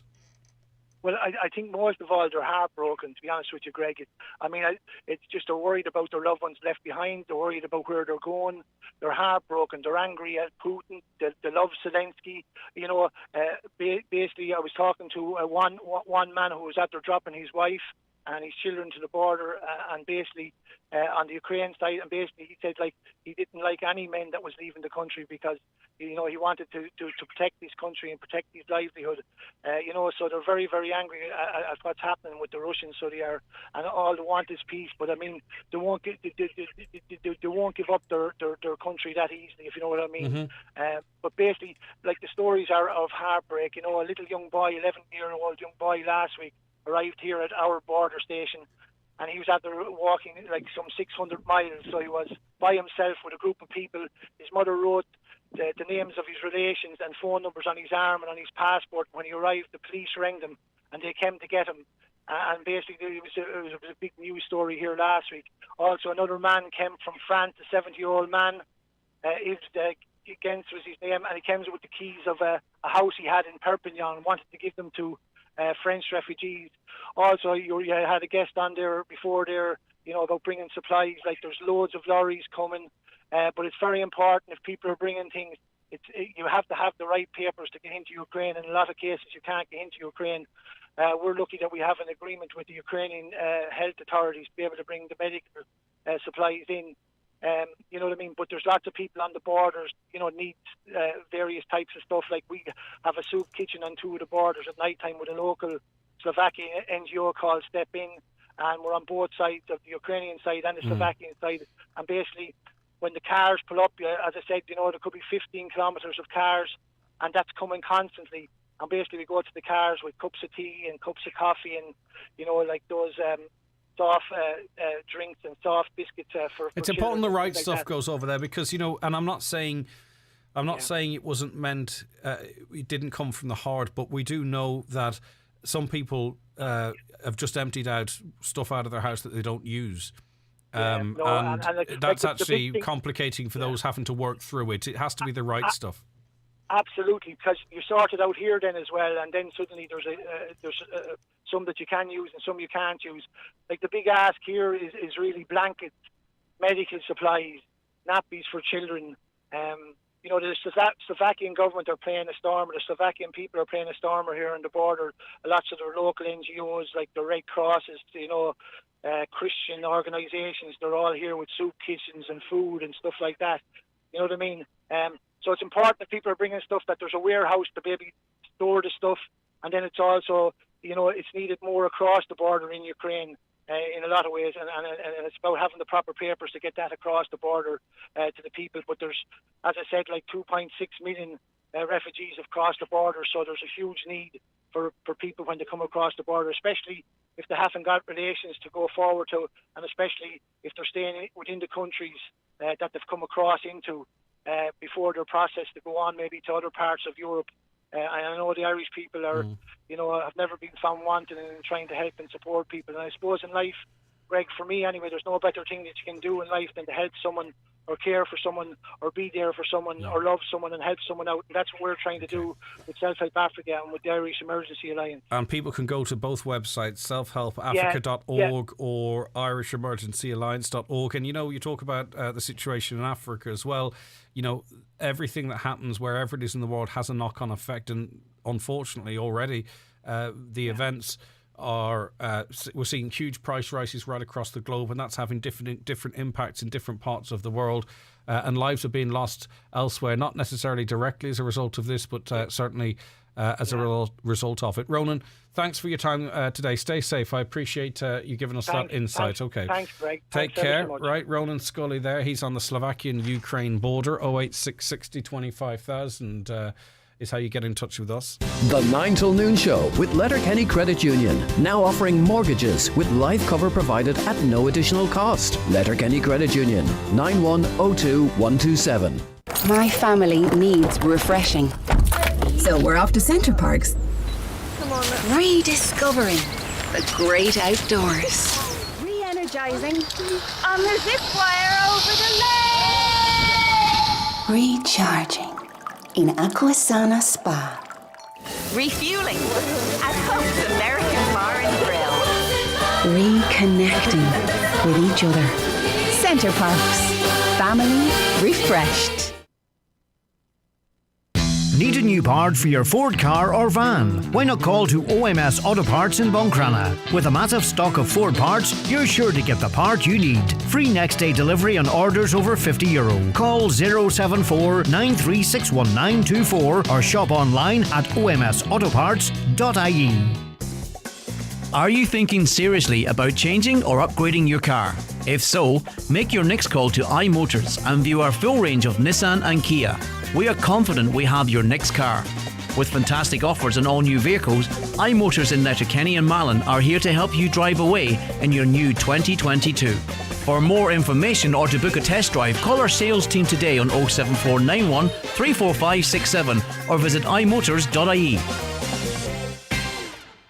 Getting ready for the football season ahead. Visit Brian McCormick Sports and Leisure, Main Street, Letterkenny. Adidas Copa Sense football boots in soft ground and firm ground from only €80. Adidas Classics, Copa Mondial, World Cup and Kaiser Cup SG. Just arrived. The new Predator Edge .1 FG in black. Football boots, gloves, shorts and socks. In store or online. Click and collect on bmcsports.ie. Are you interested in becoming a foster carer? Tusla are hosting a fostering coffee morning in the Mount Erical Hotel, Letterkenny on Tuesday, March 15th from 10:30 to 12:30, where you can talk to existing foster carers and Tusla staff. Tusla always welcome inquiries about fostering and supported lodgings. For more details, call 9123701. Hurry, last few days to enter our first holiday giveaway. Buy a ticket for the Highland Radio Holiday Mega Draw today and you'll be entered into the bonus draw this Wednesday on the 9 till noon show. One lucky winner will receive a fabulous holiday for two to Turkey this October. Simply go to highlandradio.com and click on Win a Holiday. Main draw for the 10,000 holiday and 5,000 cash takes place on the 14th of April 2022. For a huge selection of furniture, all at one showroom, pull into Grow Furnishings in Letterkenny. Sofas, beds, wardrobes, tables and chairs. Also a range of carpet, vinyl, rugs and laminated flooring. If it's time for a change, it's time for a visit to Grow Furnishings. Grove deliver throughout Donegal, Derry and Tyrone. Be inspired at Grow Furnishings, Kiltoy Road, Letterkenny. Okay, you're welcome back. A caller says it's amazing how everyone is so good in helping the people of Ukraine. These huge parochial houses could help house some refugees coming from Ukraine. It's something that should be looked at. Let's not presume that's not happening either until we know otherwise. The government is paying landlords €300 to take in Ukrainian refugees, but what about if a landlord takes in an Irish homeless person? They get nothing. But they do, don't they? Is that not what the HAP payment is? No? Terrible things are happening in Ukraine, but when was it decided that things the US do is fine, but when the Russians do it, it's illegal? How many countries has the US gone into for some reason? political gain and then left those countries in disarray. The incident with the truck at the Russian embassy was so wrong. We should not be encouraging hate. Many fine Russian people live in this country and deserve to have their embassy here to represent them. I mean, we've talked about it. There is an element of hypocrisy in what the West has decided to do. But that doesn't in any way justify what's going on at the moment, you see. I think that's pretty clear. Hi, Greg. Love the show. Could you say a big hello to Francis Friel heading to Buncrana for the 12-hour shift from Michael in Letterkenny? Always be a wee bit cautious of that one in case I say something wrong. And happy 81st birthday to Mary McGonigal in College Farm Road.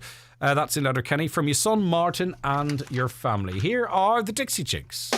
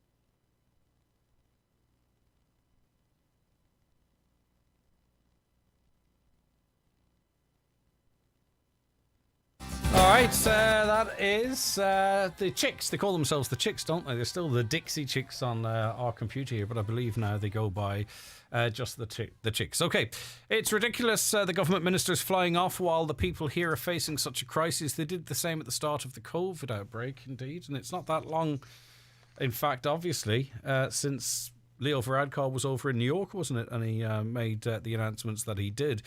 My son and daughter-in-law work and are out of the house most of the day. When they returned a day last week, the back door was all taped over. They're concerned that someone was attempting to break into the house. Did this happen to anyone else? Now, what do you mean by all taped over? Is this a technique that the burglars might use to reduce the noise of glass breakage? I don't know. Anyone have an insight into that? 086 60 25,000. what half-wit came up with the idea that Russia is going to be interested in doing a cyber attack on Ireland? I would think the communication system in Ireland is that bad that Russian IT people would have to be a pure genius to even get through to them, never mind hacking them. Well, you see, I mean, obviously, we do have a sophisticated IT network here, because all the global giants operate out of here: Facebook, Twitter, TikTok, Intel, so on and so forth. So I understand we can be, have a go at ourselves, but there's plenty of the top end of technology in this country. Greg, the fuel allowance should be given to people who are on social welfare payment. There should be no threshold on payments now, as we're in a crisis in this country. How do your listeners feel about this issue? Okay, we've asked them. Hi, Greg. It is the responsibility of the NPWS to enforce protection of trees. Any cutting of a tree with a girth of more than 18 inches is illegal unless a licence is issued to do so by the National Park and Wildlife Service. Hi, Greg. The HSE is crying out for workers. I can't understand why myself and loads of other people are still on a panel since last April. Why are we not called in? Do you believe that you have the skill sets to match the vacancies that's there? Because that's what we've heard in the past from the HSE. But listen, there are fewer people going into teaching and education courses at the moment than has previously. So we'll see. Greg, one petrol station in my area, $1.99 for petrol and diesel. Is this the normal price? You will see it in places. We're hearing that maybe that's the price they're set at the moment, but it should be lower. And if they get a new stock of fuel in, which they'll be paying less excise on, that should be reflected at the pumps. That's what we're being told. I don't think you realise how bad this deforestation is, Greg. Go to the back of the town park and you'll see the damage done. Listen, that was our first time speaking about it. I have to be careful here in that it doesn't mean it's not the case, but if you say that someone is responsible for something and they believe they're not, you have to be careful and give everyone a right to reply and be fair in that regard. So I'm not in any way underestimating it, but we're at the start of the story and we'll follow through on that and get more answers. The two forecourts in our area of Donegal Down, Donegal Town, had diesel at $2.14 and $2.10 for petrol during the weekend, and a nearby town, the two forecourts at $1.99 for diesel and $1.98 for petrol. How can that be explained?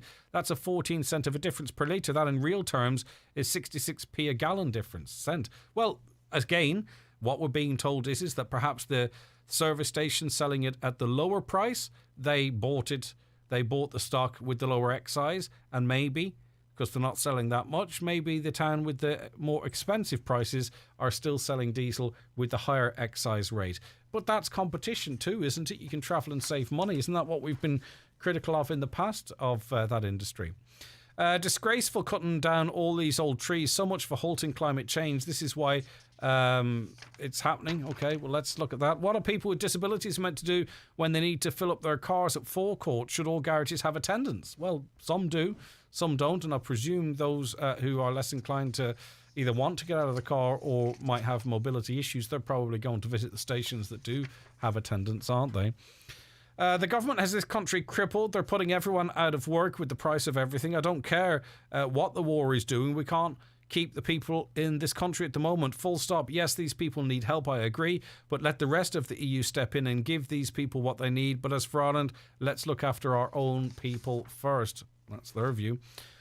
Finally, can't believe a man was on saying you should use student accommodation for refugees. We all know the problem our own students are having getting accommodation in the area where they are attending college. There were students from Dublin, Sligo and other counties who had to travel to Letterkenny on a daily basis because no accommodation was available in Letterkenny. Yep, and agreed. And I don't think the use of student accommodation is a realistic suggestion at all.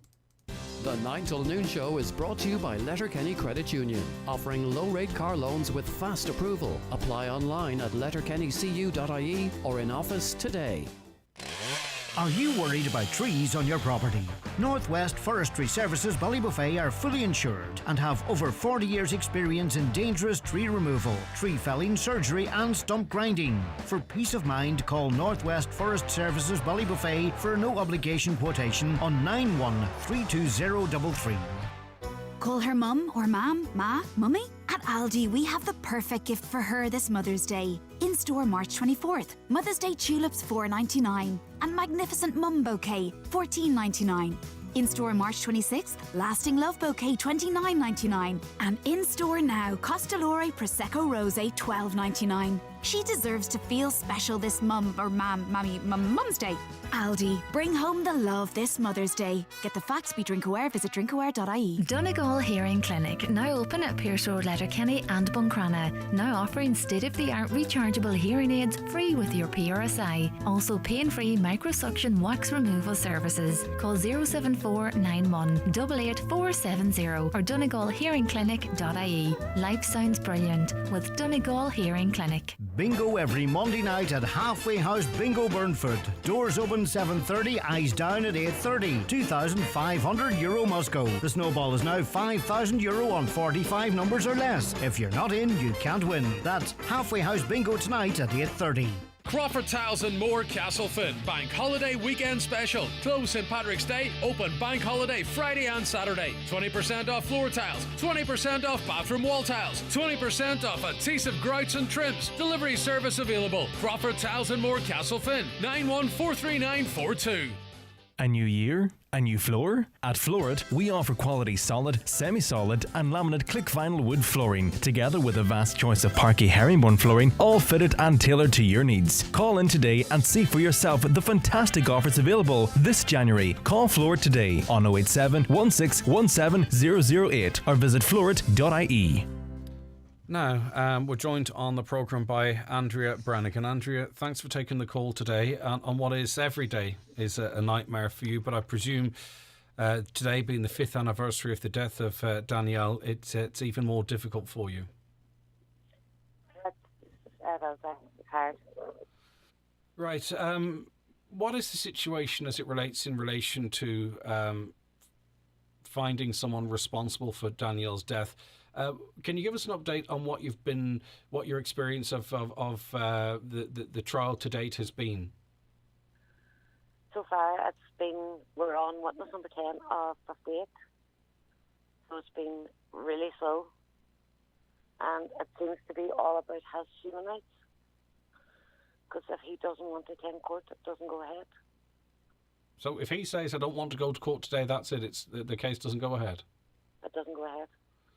Right, and in terms of, what you were told the court case would be like, is anything surprising you? Is anything different than the way you believe it should be? I was originally told 5 years ago that it was fast-tracked and it would be over very quickly. We're now 5 years on and we're still basically at the start of it. But it's meant to recommence now on the 23rd. Are you hopeful that things might speed up?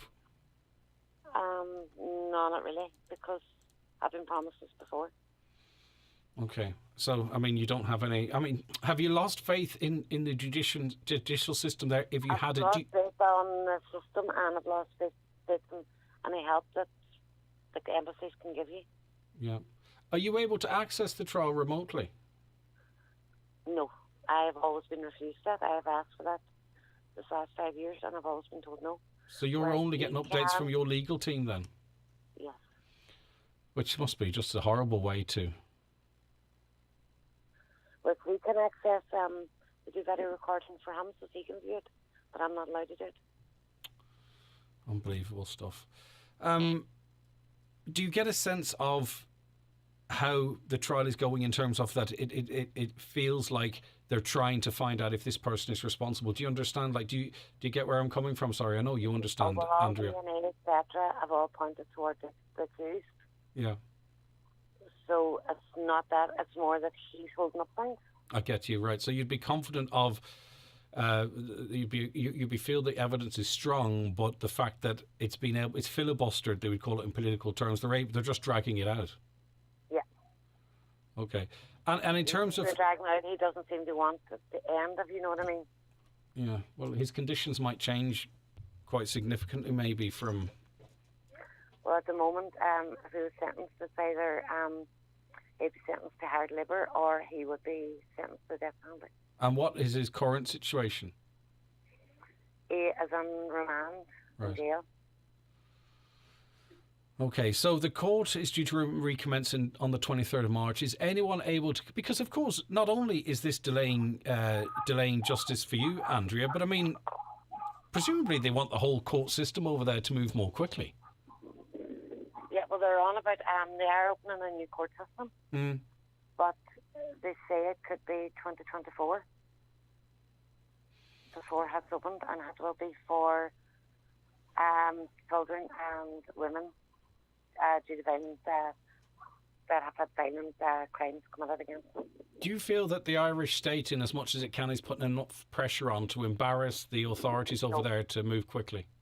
No. Like, would you feel forgotten?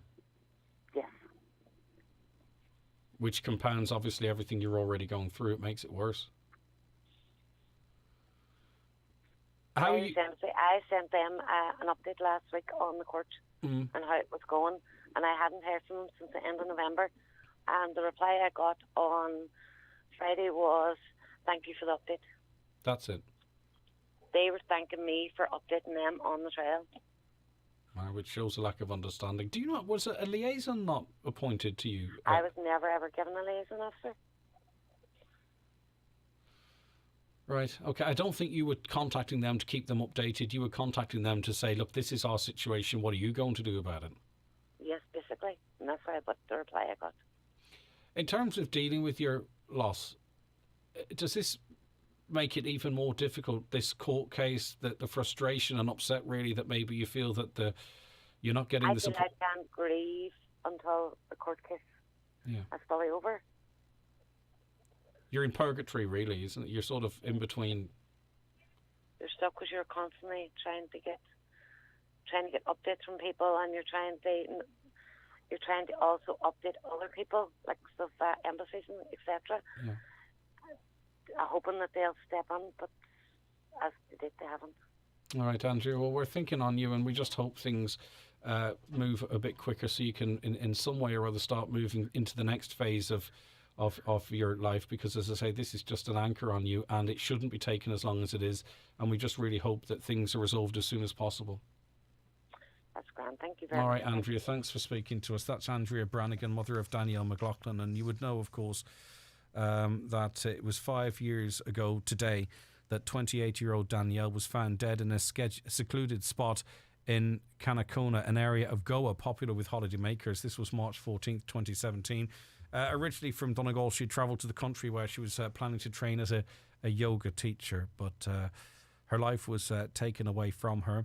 A person has been charged with her murder, and he's before the courts in India, but as you heard, it's taken an awful long time for that situation to be... for that trial to come to its conclusion one way or other. Andrea would be hopeful of a positive outcome in terms of someone being found responsible, but still, you can just imagine, can't you? If you put yourself in her position, you can just imagine that what life is like, dealing with an awful loss, which we were talking about on the show last week, weren't we, about the loss of a child, but in these circumstances, and then the distance and struggling to get justice, it's just heartbreaking. The 9 till noon show is brought to you by Letterkenny Credit Union, with monster loans available up to €60,000 for all occasions. Visit letterkennycu.ie. Farmers, you're built different. One step after the other, you don't see the rewards for months or years. That's life on the farm. Or you could say that's life in rehab. When you're learning to walk after a machinery injury, one step after the other, you don't see the rewards for months or years. Just because you've the strength to see you through rehab, it doesn't mean you should have to. Farmers, always take care around machinery. From the Health and Safety Authority, visit hsa.ie/farm safety. Tune in this Tuesday to the Community Garda information, on air after 10 a.m. on the 9 till noon show with Greg Hughes, in association with Northwest Alarms, your one-stop shop for domestic and commercial security in Donegal.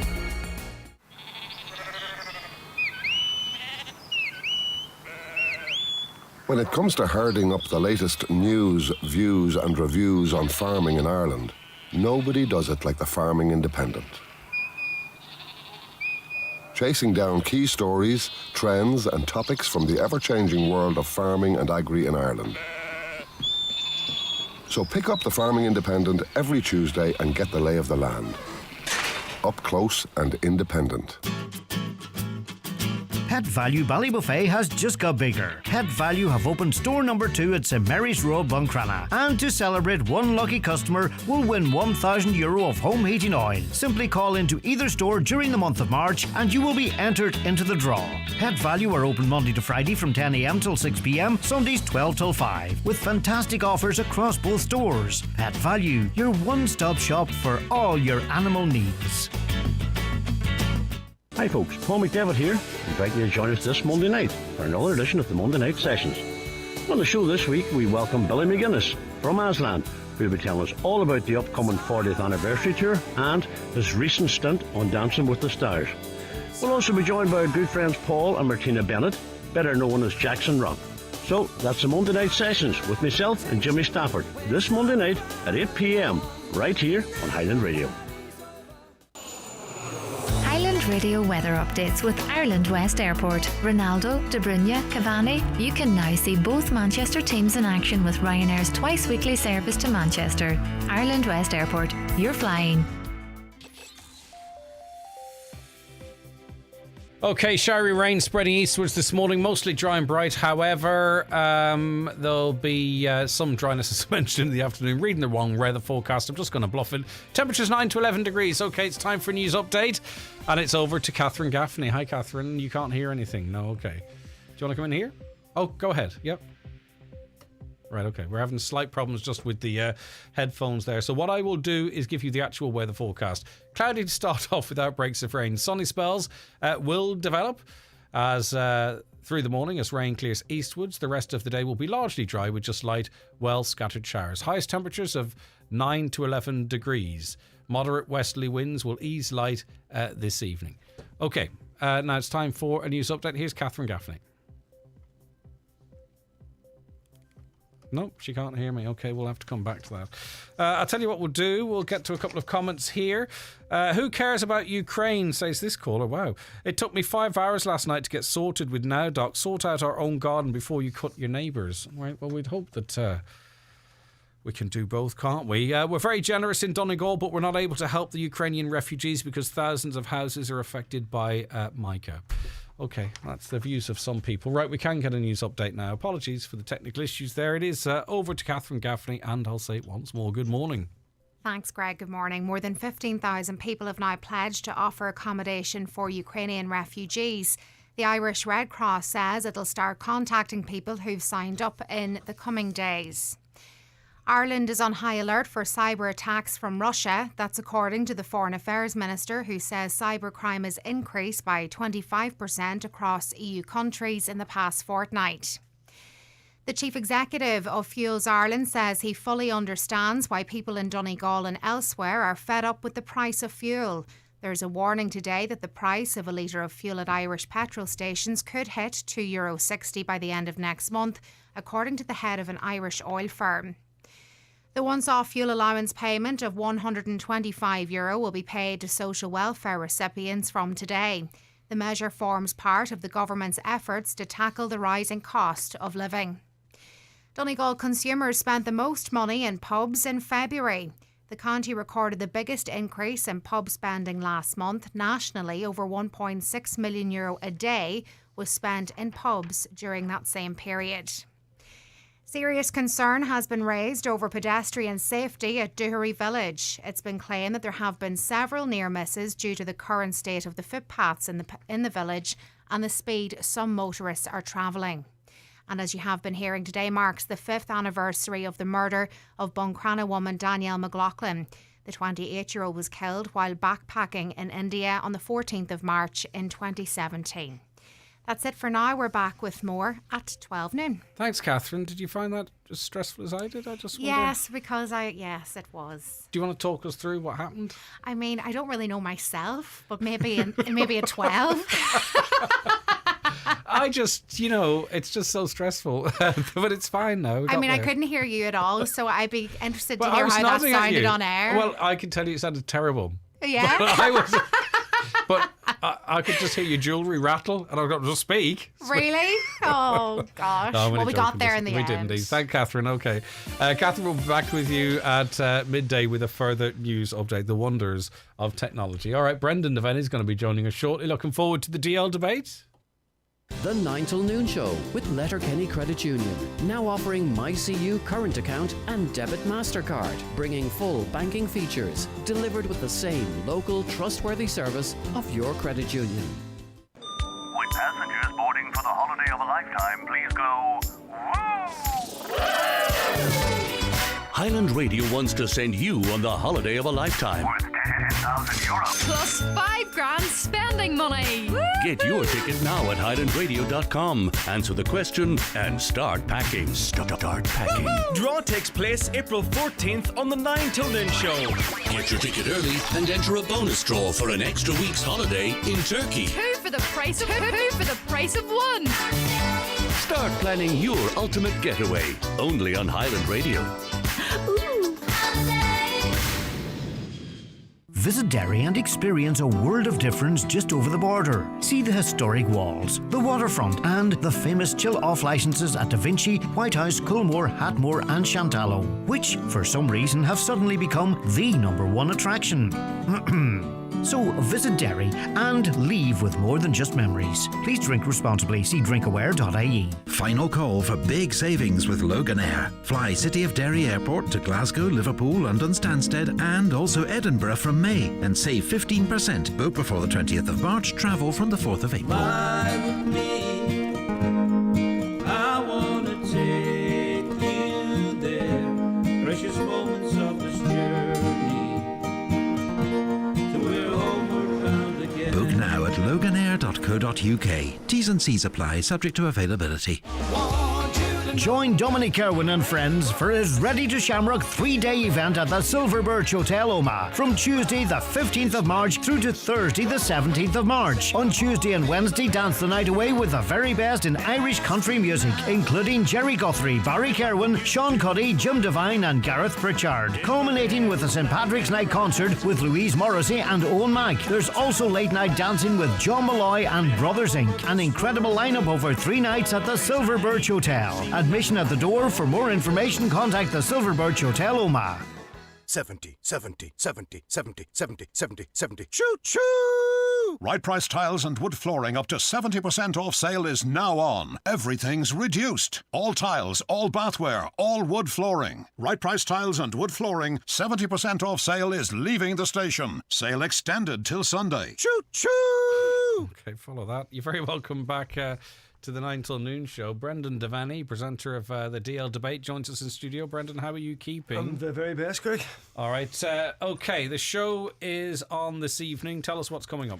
Yeah, we're going to review the weekend's action. Of course, Allianz League, a couple of big games, and our own lads falling to Monaghan yesterday. A bit of a gloomy, poor game from our perspective in Ballybofey. So we're going to discuss that with Paul Finlay, former Monaghan star, good lad, Ballybay man, and Frank Craig of Donegal News. We're also going to hear from Peter Canavan. They lost to Dublin yesterday.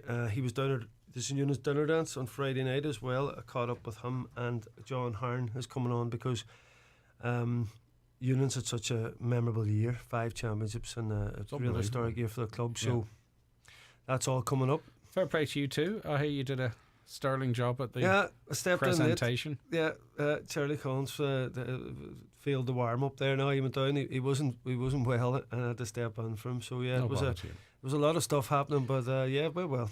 Is there any point? I mean, not of course. There's always a point, but in analysing the at this stage the performance yesterday. Do you know what, Greg? Very complex thing. I think criticism and analysing. Sports people. As I was driving up, funny you asked that question. I was driving up here. I was just thinking to myself, like a team, analysing a team, particularly an amateur team like our lads. If you look at it individually, and I was just looking at a couple of players. Jimmy Brennan comes on yesterday, very rusty, not himself. Michael Murphy comes on. You can see he's a wee bit rusty, not up to full fitness. Young Conor O'Donnell was man of the match the last day against Tyrone. He was targeted yesterday by Monaghan, and he found it hard to get into the game. But you can't criticise him. He's going to learn from that. The 2 lads is going to get better. We had a few injuries going into the game as well. And I just think the way everybody's playing now, it's hard to kind of criticise individuals because everybody's playing a similar system. Monaghan were fighting for their lives. If they were beat, they were relegated. So they came with a completely different vibe to us. Now, you might have thought we should have been ready for it and matched it. It was a poor performance. Because you did talk there. I mean, when you talk about it, as I say, it's not for me to. But when you talk about it, your one of your first comments was how Monaghan employed a tactic to, quell certain players. You know what I mean? That tactically they came into that prepared for it. So we can't expect players that have been out for a long time to come back in and hit the ground completely running. I suppose it comes down to the setup and our ability to maybe switch up mid-game, or how we line out. I think criticism of individual players, there's so many variables. We talk about wides all the time, but we don't necessarily talk about maybe a good defensive move that forced the wide, Yeah. I'm just wondering how we talk about it without it being turning into a big controversy about, you can't criticise these lads, they're right. amateur You have players. To, have we figured out how we can have a conversation about it without it being offensive? It's complex. You're right, Greg. It's really difficult. It's because you look at it, you see the likes of Aaron Doherty coming on, making his debut, Ewan Doherty, fellas that get in there that haven't had a lot of game time. Darrell Boyle coming in yesterday too. So compared to the kind of, I suppose, a lot of the more experience, we were players missing around the middle. The likes of Langan and Big McFadden and those lads. So how we analyse that, we still have to get into the bones of it. To me, the criticism still lies with the coaching, right from county across club, the tactics that's employed, the negativity of it, and the inability to kick the ball. What it results in. It's not an inability. It's is it an inability? Well, or is it maybe not an decision inability. Because we can't say, for instance, Dublin are there to be taken. You could argue, say they're not. Well, I mean, obviously they did enough. We're up there next week. Yeah, exactly. And then Armagh, right? Okay. And say, for instance, those results don't go our way, then we're out to play Armagh again, I think, first round. So at what point can we have a conversation without it triggering a whole, people being upset? And I understand that. Where people who are paying their money to watch their club games and then paying their money to watch the county games, I don't know. I'm not saying we can't. Maybe we can. I don't know. But it's difficult to have, because it's, I suppose maybe because we know all the people as well. I don't know. So you're quite an experienced team when you look through it against for Donegal yesterday in some sectors. You're trying to balance that, I suppose, playing against the best teams in the country, and the same Monaghan team that's fighting for their lives. But like Donegal now are in a funny position in terms of they're away to Dublin next week and then they're home to Armagh, and they still, obviously, we haven't got enough points that'll definitely see us out. Now it could potentially see us, but the likelihood is that we might need another point. And then it could come down to even our head-to-head with Tyrone. So there's a real scrap. Only the top 3 teams out of the 8 are safe at this point, Greg. So that's the nature of that league. It's so tight. So it's all coming down to that. And of course, Dublin now have got the monkey off their back with their victory in Healy Park yesterday. So going to Croke Park next week's going to be a difficult challenge. But I think it could raise the lads a lot. And I suppose that's the big thing about Division 1. Sometimes it's so quickly you'll forget about Monaghan. If we could go and beat Dublin or put in a very good performance against Dublin, you'll forget about that. 100%. I mean, the first half against Tyrone there in the previous game, really bad from us. Second half, brilliant. And that's what you remember.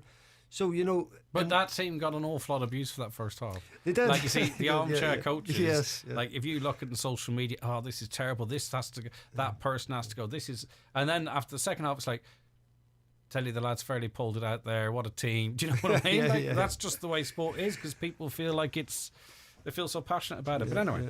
Our under-20s have got one other, Greg. Our under-20s that are brilliant one at the weekend in the Leo Murphy Cup final. They're playing our old foes Tyrone. Gary Duffy's side, brilliant victory. I mean, it's always nip and tuck between us and them now. I know both teams they'll still have a few players missing, but 2-10 to 1-6 was a great sign for them getting into the championship. All right, and so your guests tonight, Peter Canavan, Donegal News reporter Frank Craig, former Monaghan star Paul Finlay, and a special word from Unions chairman John Harron on a record-breaking season. Well, it'd be some situation now if you have your own show and you didn't happen to use it to have a good chat with John Harron to talk about how great Unions are. I know, I'm trying to be objective. What would be the point even I'm trying to the be show? objective, thinking if it was any other club, Greg, I would have them on too. Like, I don't want to over Unions and things. Listen, if you've got opportunities, you have to use it. It was a brilliant year. I'm only taking the hand. Right, okay, the show is on tonight after the 7 o'clock news. That's it. And it'll be podcast for you as well to listen back at your leisure, and you can actually get to hear people who know what they're talking about something that they love. That's the DL debate, and that was Brendan Devaney, the presenter of the show, also ambassador for Plan.ie, by the way. If you want to check out the work of Plan.ie, you can go onto the website and have a look there. So looking back at all the weekend's GE action in this county and beyond, and of course great analysis of Tyrone, Dublin, and Donegal Monaghan. Back after the break. The 9 till noon show with Letterkenny Credit Union, now offering mortgages from 40,000 to 600,000 euro with no hidden fees or transaction charges. Letterkenny Credit Union, 9102127. Score 10 KFC mini fillets for just €10 and feel like it? Menu cheating, hunger depleting, savage feed eating? Big deal. Just ask for this month's KFC Big Deal. From March 7 to March 24th, participating restaurants only. Subject to availability, not available online. I'm conducting a study of human untidiness, one bedroom at a time. Sheila, housekeeper. I figure out that, yes, you do have room for dessert. Ryan, waiter. I love to see you when you've been out late. Nigel, night porter. They've all been explaining their jobs in their own words on behalf of Northern Ireland's tourism and hospitality industries. Discover hundreds of amazing opportunities in tourism and hospitality right now when you search careerscope.uk.net/NI. Explain them any way you want. As we move into spring, it's time that we look after what is precious to us. Are you struggling with your hearing? Your hearing is an essential part of your everyday living. Hearing is our social sense and connects you to friends and family. At Connect Hearing, we are here for you with our clinics at Courtyard Shopping Centre Letterkenny and Joyce's Chiropody Clinic in Dunlow. Our centres are open Monday to Friday, where you can avail of our hearing test, wax removal and repair services. Connect Hearing, connecting you to life. Big plans won't mean big repayments with a home improvement loan from Inishowen Credit Union. Whether you're converting the attic, changing the kitchen or doing work to the garden, talk to us today. With rates starting from 6.18 APR, no hidden fees or charges and fast loan decisions, we have the perfect loan for you. Apply online at inishowencu.ie or call us on 936117. Membership of Inishowen Credit Union is open to anyone who lives or works in the Inishowen Peninsula. All loans are subject to approval. Terms and conditions apply. Inishowen Credit Union is regulated by the Central Bank of Ireland. Start playing NCBI Radio Bingo today. 3 chances a day, 5 days a week to win daily prizes of €400 plus. Not to mention a weekly jackpot of €5,000 upwards. Books available at your local retailer for just €5 each. It couldn't be simpler. Real money, real people. It's 2022 and the Star are here to bring the Cheltenham Festival to you. First up, our free glossy 48-page preview magazine to get you in the winning mood. David Conlon talks to Henry de Bromhead and those who know him about the trainer's rise to the top, while Brian Flanagan tracks down the Irishman who won over €1 million on a single Cheltenham bet 10 years ago. We've the inside view on Gordon Elliott's runners, plus Starman Davy Russell is ready for the festival roar once again. Your free bumper Cheltenham preview magazine today, only in the Irish Daily Star, bringing Cheltenham 22 to you. Okay, you're very welcome back to the 9 till noon show. 08660 25,000. That is the text line, the WhatsApp line. Give us a call on 074 91 25,000. Your comments keeping us very busy. We're going to get to those in a moment. But I want to introduce our next guest first. And that is Richard Butler, author of Towns on the Wild Atlantic Way. How are you getting on, Richard? Nice to have you on the show. Thanks very much, Greg. Yeah, I'm doing well. How are you? Very good indeed. And congratulations on your book, which I have in my hands here. It's one of those, though. You know, there's people going to say, well, why is my town not in it? You know, that sort of way. Oh, so how did you decide, you know, what to include, what not to include? Yeah, I spent a lot of time thinking about that one, you know. So I'm from Bantry. I live in Bantry, so I suppose I'm on the route, I suppose. And I tried here to get as many towns and villages as I could into the book, but really the whole structure of it, the whole idea was that this is the kind of book where you want to go out and see lots of amazing places, and then in the evening time you want to park up and settle into that hotel or that B&B, and then just walk out to the pub, walk out to the restaurant. So the whole book is kind of based around the towns where, you know, there's enough pubs and restaurants and so on to make it kind of a lovely evening. Yeah. And then next morning, big breakfast, off you go again.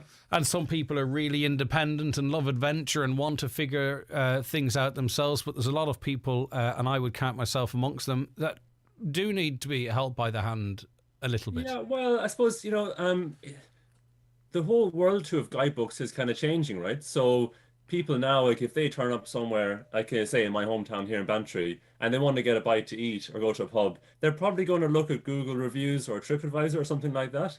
And so the whole point of this book is to kind of talk about the things that aren't as such going to kind of come and go. You know, they're the big sites, the big towns, all the famous places, but also some kind of let's just say more kind of hidden gems and so on. So it's a book that you could throw in the car, but also maybe a book that you could just have on the table at home, you know? Yeah, or in your Airbnb or in your bed and breakfast or your hotels even perhaps. Because as I say, you know, even you talk about Google and that's great and TripAdvisor and all that kind of stuff. But, you know, at the same time, it feels like a bit of a leap of faith at times for me. Whereas there's something that seems just a little bit more reliably, you know, Richard's obviously checked this out because he's actually put it to print. Do you know what I mean? Well, look, I hope so. I suppose I'll also say I have been to these places. I mean, it's been quite a few years in the works now. I suppose when was the Wild and Away launched? It was 2014, 15. I think the signs went up near me just around then. And I've been busy kind of trying to get to all these places. As you can imagine, for a Cork person, actually, Donegal was really like the most exciting part of the book because it's the bit that I would have been, you know, least often to growing up. But you started with Donegal. You know, I'd have thought maybe. Tell us the logic there.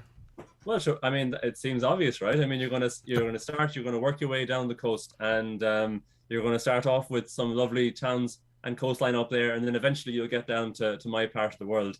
No, it seemed like the obvious thing to do, I suppose. And the only kind of the mad thing, as I'm sure your listeners would also agree, is that the route itself, for whatever reasons, begins kind of at the border. But Derry is in it, to my mind. But Derry's in this book. One of the stories was getting it as far as the border because it didn't quite go up that way at the beginning, Richard, as you might be aware. And we had to lobby and campaign and embarrass people into saying, well, you know, what you started. You have to pick a point, but of course. And I think people have kind of worked out their own Wild Atlantic way that goes beyond that, because you do speak to people who have travelled from the south to the north and they intend to travel on through Northern Ireland, but find their own ways to do so. So, come here. What were the highlights for you in researching this book? Now, I mean, obviously, I almost feel like taking Donegal and Cork out of it because you're talking to a Donegal audience here, and you're from Cork yourself. But anyway, I'm going to trust you to be as impartial as possible and talk about some of the highlights. Actually, do you know what? Tell us what you like most about Donegal. That's an easier way of putting the question to you. You know, actually, what I love most about Donegal was two things. As I'll almost say a foreigner, as a person from Cork turning up in Donegal.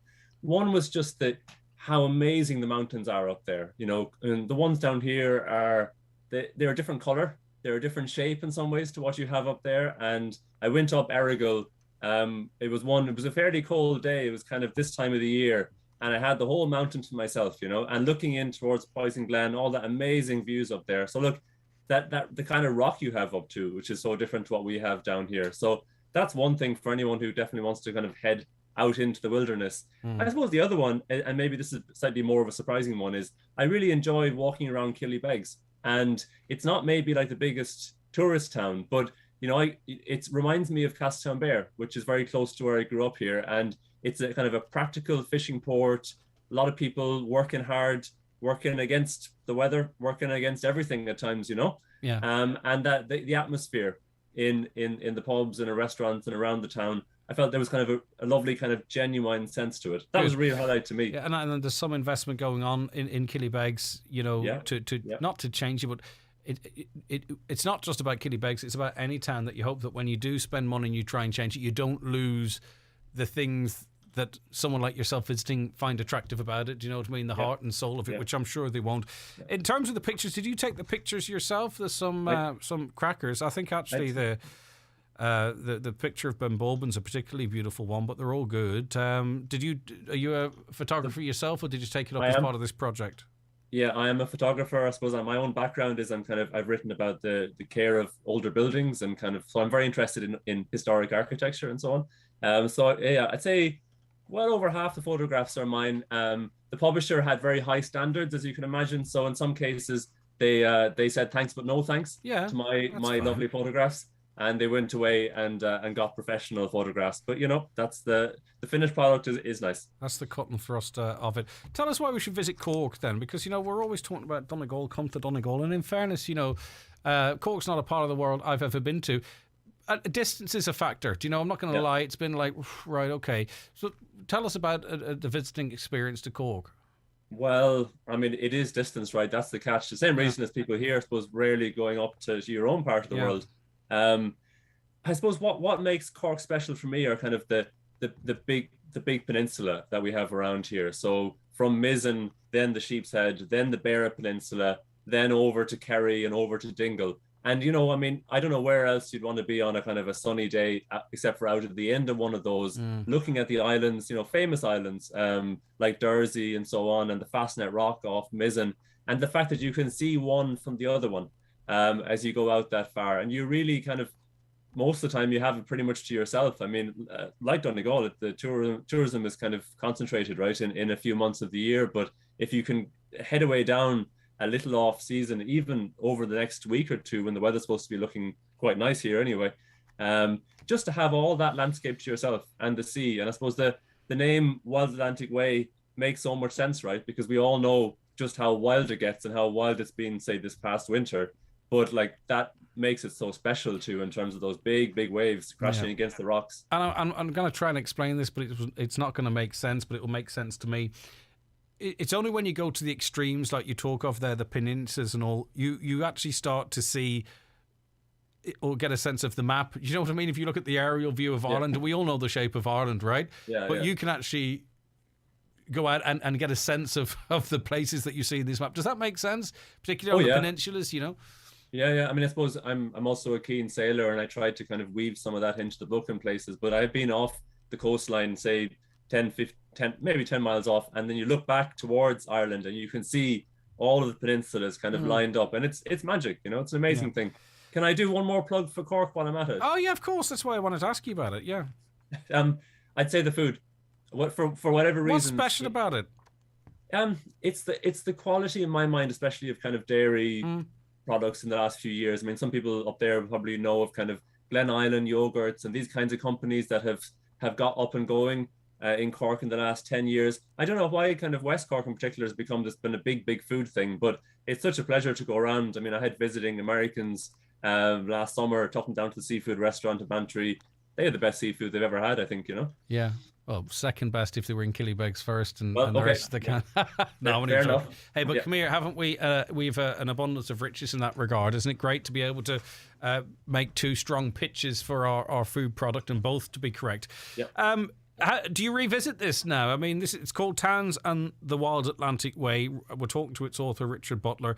You know, you can't include everything in it, and I think, you know, the bigger something like this gets, the more overwhelming it is, and maybe starts losing its usefulness to people. Yeah. Would you sort of go for, you know, episode 2 and go to some of those other towns in between, or what's the story? Yeah, it's a good question. I suppose I definitely want to keep it up to date, and there probably, you know, there could well be one or two things that I've got wrong here, and if so, mea culpa, and I'll try and fix them the next time it's reprinted. But I suppose beyond that, there's a lot in this one. It's all packed in fairly tight, you know, the whole coastline. For anyone who wants to do 2,500 kilometers, it's there, yeah, for sure. It is there. But I suppose maybe it's time to look slightly further afield. I suppose, you know, we talk about parts of our coastline being a little kind of neglected in terms of tourism, but if you head inland, whether it's, say, you know, parts of East County Donegal, the whole way down through the Midlands, amazing places, but way overlooked, right? I mean, much overlooked, and I love going on holidays in those parts of the world too. I mean, you could possibly do a full 3-week holiday in Leitrim. Do you know if it was about, if it was just about, you know, history, about, you know, views? Do you know what I'm on about? Like, it might not have all the bells and whistles that we see dotted across the coast, but in terms of a getaway, Roscommon as well. You know what I mean? There's some beautiful counties, and I'm just mentioning two relatively close to me here. Yeah, and maybe it's kind of for a different day, but like over the years, I've had wonderful trips, places like Manorhamilton, and, you know, down on the Shannon, different places. So yeah, there's space for another one, but I suppose this is Ireland's most famous tourist destination, right? The coastline. Yeah, of course. And how quickly the Wild Atlantic Way worked, because it was there and it just needed to be marketed in a certain way.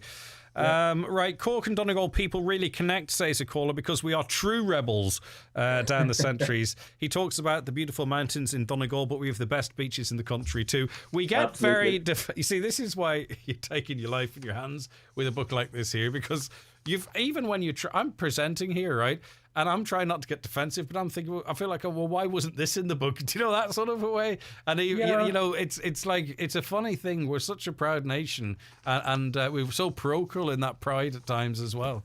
Yeah, well, I suppose, I mean, I am very much, you know, a local to it. I'm only just 2 or 3 miles in from the coast here. And I suppose I wanted to try and write a book too that felt as kind of genuine as I could. So it's for tourists visiting. It could be in airport bookshops, but it's also for people locally. And while, you know, Donegal for me is something I wanted to learn about, I tried to kind of get the tone too right for people that live along the coastline and are used to fishing and are used to farming and things that happen along our coastline. So I suppose, like a lot of people, maybe like many of your listeners, I grew up and I go into a bookshop and I'd see a guidebook, and first thing I'd look for is the few pages on my own town. Yeah. And I want to see, how do they talk about Bantry and what did you get wrong? Of course, and listen, that makes it all so interesting. Okay, the parts that Donegal included are Burt, Fort Dunree, Greencastle, Buncrana, and so on and so forth. Letterkenny's in there as well, which is good to see, because, you know, Letterkenny, maybe some people might not associate it with being on the Wild Atlantic Way as well, so it's good to see its inclusion. The very best of success with it, Richard. Obviously, you know, you want people visiting to get hold of it, but I think there's information here for people, you know, in their own area, but fancy a short staycation over the summer or whatever it might be. Where can people get the book? It's out since the 7th of March, so out a week now. It's in all good bookshops and it's online in all the usual places. Brilliant stuff. It's called Towns and the Wild Atlantic Way. It's by Richard Butler, the author, chatting to us there live from beautiful Cork. I'm taking your word on that. I have to see for myself sooner rather than later. Thank you very much indeed. Thanks, Greg. Thanks. All right, take care of yourself. All right, okay. 086 60 25,000 texts and WhatsApp. Keep them coming into us on that number. We'll get to more of your comments that have been coming in after these messages. The 9 till noon show with Letterkenny Credit Union. Mortgages now available with a personalised service from your local and friendly credit union. Email mortgage@letterkennycu.ie.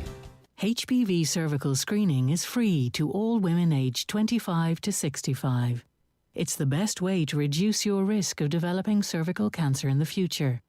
Women over 50 are less likely to attend screening, but you're still at risk. So it's important to attend your appointment when you're invited. To check you're on the register, visit hse.ie/cervical check or free phone 1-800 45 45 55 from the HSE. Grab a great St. Patrick's Day deal at Screwfix. Save €25 on the Arabauer 18-volt brushless cordless impact driver with a 4-amp-hour battery. Now just $119.95. And save over €20 in the Milwaukee cordless multi-tool bear unit. Now $109.95. Find more savings online at screwfix.ie. But hurry, deals end 18th of March. Screwfix, here when you need us. While stocks last, prices valid until 18th of March. Visit screwfix.ie for T's and C's, delivery charges and restrictions. At Centra, we're at the heart of the community, so we go to great lengths to help you live your best life. Fresh bread, finest meals, fantastic offers, all the good feels. Not to mention a fabulous wide range of our own brand favourites. And as for off-licence, we've been to the 4 corners of the world so you can enjoy the best wines and beers locally. At Centra, we've got everything you need. Centra. Live every day. Enjoy golf sensibly. Welcome to the Betway Handicap Hurdle. They're under starters' orders, and they're off. Out in the lead early on is the favourite, Gaelic Runner, who is unbeaten in her last 3. Followed closely by the outsider, Oscar's Pal, who's failed to play so far this year. Go on, Oscar's Pal! So, who are you backing? Underdog or favourite? Visit Betway.com or download the app. 18 plus T's and C's apply. Dunlewy.net. Bet the responsible way. Hi folks, Paul McDevitt here. Invite you to join us this Monday night for another edition of the Monday Night Sessions. On the show this week, we welcome Billy McGuinness from Aslan, who will be telling us all about the upcoming 40th anniversary tour and his recent stint on Dancing with the Stars. We'll also be joined by our good friends Paul and Martina Bennett, better known as Jackson Rock. So that's the Monday Night Sessions with myself and Jimmy Stafford this Monday night at 8 p.m. right here on Highland Radio. Okay, welcome back to the programme, and we're staying with the theme of books for our Monday Focus. Serena Terry is author of The Secret Life of an Uncool Mum. Thank you very much for joining us. Thank you very much Is for this having about me. yourself? Loosely. It's kind of about everybody. Yeah, of course, because we're all really quite similar in our different ways, aren't we? We are indeed. Tell us a bit about yourself, Serena. I'm a 36-year-old mum of 2. So it can't be about me because Tara's a mum of 3. So. Couldn't be. Yeah, of course, that's I'm from Derry. I'm actually married to a Letterkenny man. very good. And I create content on TikTok and Instagram and Facebook. I've since written a Sunday Times best-selling book. Not I bad, drop is it? that in there. Yeah. And I also run a digital marketing agency. That is me in a nutshell. So, I mean, you know, your presence on social media, and you are hugely popular, and, you know, everyone who's involved in that, you have to change because, you know, TikTok 2 years ago, you know, where was it really? It was there, but, you know, musically and all that kind of stuff, wasn't it? That ties in with everything, though, doesn't it? Because it's about reaching people, but you understand the marketing element to it as well. They're all intertwined, aren't they? They are, totally. And that's I think that's one of the reasons that I grew so quickly on social media, because I had that marketing background and there is a strategy behind it, and I can dig into the analytics and look at the demographics that I'm reaching, and obviously create content that's directed at the majority of people that follow me. And that's it, it's content, isn't it? Because there's no point knowing where to put your stuff if your stuff is people aren't interested in it. Yeah, exactly. What part of everything that you do you enjoy the most then? You know, I mean, obviously a book is there and you put it out and you get statistics backing it, but you get great feedback, I'm sure, from your followers as well. But then there's that sort of immediate interaction with people as well. I mean, is it maybe you don't have to choose, it's the best of both worlds? It's feedback on everything I do. Like, who doesn't like to get good feedback on what they do? The book is content, the short form videos are content, everything is content essentially. But social media, as you say, it's real time in terms of feedback. So, and I think too, particularly with your work on the likes of TikTok and all, because obviously it's an element of a captive audience. It sounds worse than I mean it, but also, you know, relatable, because there's lots of people in the exact same situations that you are. Exactly. And that's why I set Mammy Banter up to create real life content rather than this aspirational, airbrushed perfection of what we would have seen on social media pre-pandemic. But people see through that too, really, I think, or more so. They do. What's real and what's not real. But personally, subconsciously, I felt when I was being delivered that type of content that it was creating insecurities in me. And for that reason, I deleted Instagram and I deleted Facebook. And that's why I set up TikTok, because it seemed to be different. And it was content creators talking about real life. And that's what resonated with me. I found it relatable. So I thought, I'm going to create content for other people that's honest.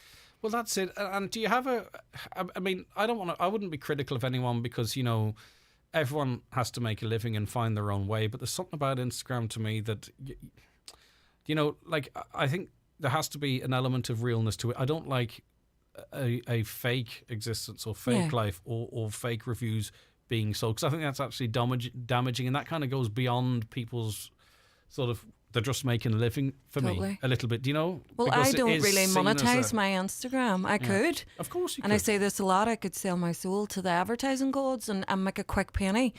But that's not what I want to do. That is the ethos of Mammy Banter. I don't want to throw products down people's throats. Do you think it should be individual, though, or do you think there should be maybe slightly tighter controls on... I do think there should be tighter regulations on that, and especially around, as you say, the fake lives and the product placement. There definitely should be some standards there. Yeah, okay. Because next thing you know, people are hooking themselves up to drips and detoxing and all that kind. You know what I mean? Like, and it can go beyond just people's opinion. Right. Talk to me about the book. How do you? Well, you describe it in your own words. It's your work. I describe it as a Derry woman in her mid-30s who is having a bit of I'll say quarter life crisis. And she's just kind of come to this epiphany that she's lost her identity. She used to be cool, you know. She's got 3 kids. She doesn't go out partying anymore. She's got a teenager who thinks she's so embarrassing. She's starting to get overshone in work by the newbies who are all younger, just fresh out of university. And she's seen as just the working mum who can't put 100% into her career because she's always got kids. She feels like her husband isn't finding her as sexy as he once did. She feels as if she's fell out of touch with her friends. So it kicks off a trigger, essentially, in Tara, who suffers with anxiety and is quite volatile. And it turns into a kind of Bridget Jones escapade of her journey and how she's going to get back her cool and find her inner Beyonce. It'd be very relatable, I think, for a lot of people, male or female or whatever, because there does come a period in your life where you feel like there's nothing has really changed, but it's almost like everything around you tells you that you have, and then you start questioning yourself. Totally. And I've done that personally, and the story of the book is linked to me, but I know that it's linked to so many other women as well. Like, you don't need to be a mum. You can be a dad, as you say. We've all got our identity crisis, and you blink and time has passed and you're like, what happened? I used to be fun. And you're trying to work out those relationships with the children as well. Yeah.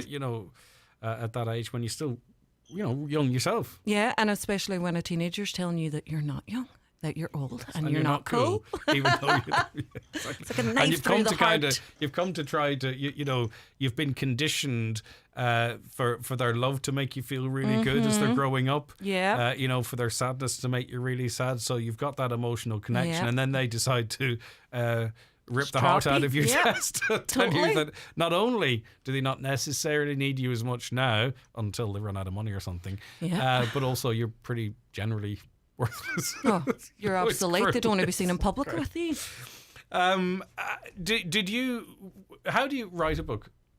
Like, do you start off with, I want it to tell this story and have that message, and I'll get the words to fit into it, or do you sit down and it's a synopsis? Like, I always find it fascinating. I think people who write books might get it, but I just don't know how you do it, to be honest with you. Well, it was a complete learning curve for me as well. I'd never written a book before, and that what was so amazing about having HarperCollins, because they had a huge team and huge support for me. So the first thing they said was, okay, write a synopsis. What do you want this book to be about? And I highlighted overall the story, the journey, and high level characters. Then they were able to take me through how we could create arcs, how we could develop those characters, and how we could flesh it out. So really had hands on. Brilliant. Totally hands on, because the way they seen it, they were like, "This, we want this to be a series. We want this to factor in the content that you're making." And it was so immersive. It was 8 weeks. It was crazy. But as I was writing the book, I was still continuing to create content, and the feedback I was getting from my followers was giving me ideas for story arcs within the book. So it all tied in. But you also want everything to be all you and authentic and something you can stand over to. So you have to get that into that whole process as well. So you have to, presumably, I know they were probably amazing, but there has to be a little bit of pushback at times you have to. There was. I think I was very localised in my writing at the start, and HarperCollins were like, look, we need to write for a broader audience. And you'll notice anybody that has the book and has the Audible, they're kind of very different. Because when I was recording the Audible, say for instance, Tara saying that it was enormously stressful. Tara doesn't say that in the Audible, because I was like, Tara would not say that. Yes. But it couldn't be a Derryism for Tara was absolutely losing her. You know what I mean? So there was differences. There was pushback about it, potentially, because I have followers all over the world, that we wouldn't alienate them and we wouldn't have it too localised. So again, baptism of fire for me, to kind of expand my language essentially and move away from Derryisms, but I still wanted to keep it in there. That's why we've got a glossary.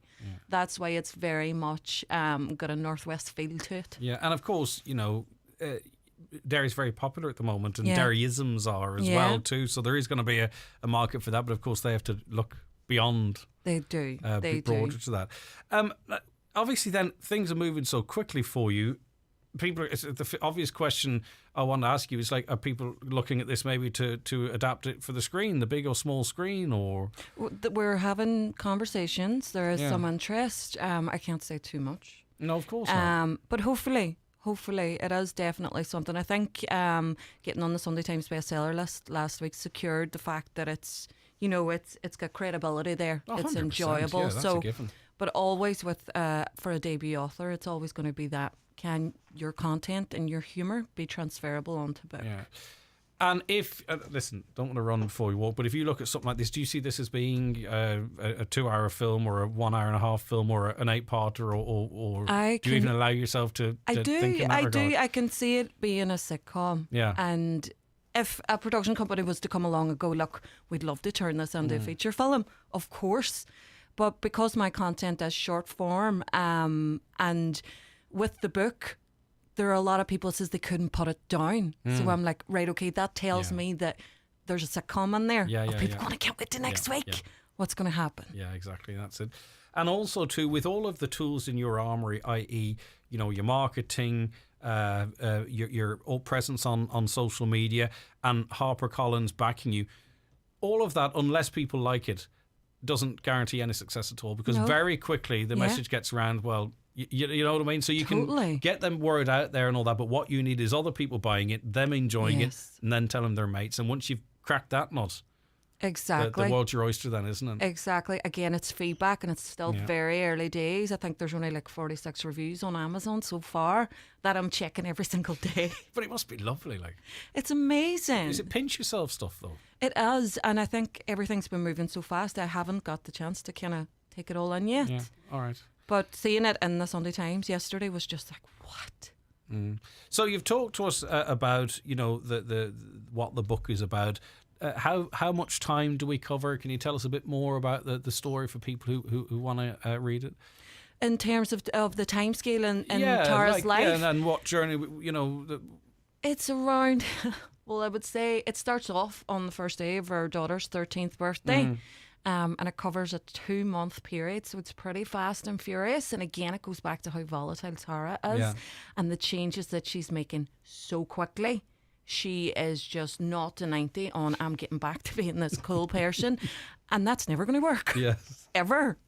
So just as you'd say, I'm going to start a spin class and I'm going to do this and I'm going to do that, she makes drastic changes quite quickly to get ahead of no, I'm not sitting about and waiting. Yeah. And it sounds like this is just perfect for situation comedy as well. Yes, exactly. Which is hugely popular. I think an awful lot of TV makers have missed a trick in moving away from that, particularly on this side of the water. I agree. Situation comedy, people love it. I totally agree. And I think that's why my content does so well. Yeah, exactly. And that's why the likes of Mrs. Brown's Boys does it, Dairy Girls and all the others. And we seem to be, in Ireland, doing that best at the moment. I think so. I think co-productions, but you know what I mean. Like it's a tried and tested system throughout all the years. Yes, and yet we sort of moved away from it a little bit. When's the pressure on you to come up, start working on another one? Then I haven't got the official go-ahead yet, so we'll see. You'll look for longer than 8 weeks, I imagine this time. Now that you're an in-demand author, I will. I really, really will. Again, it's working around if there are potentials to turn it into either a film or a series, some situational comedy. I think that might change how it's written.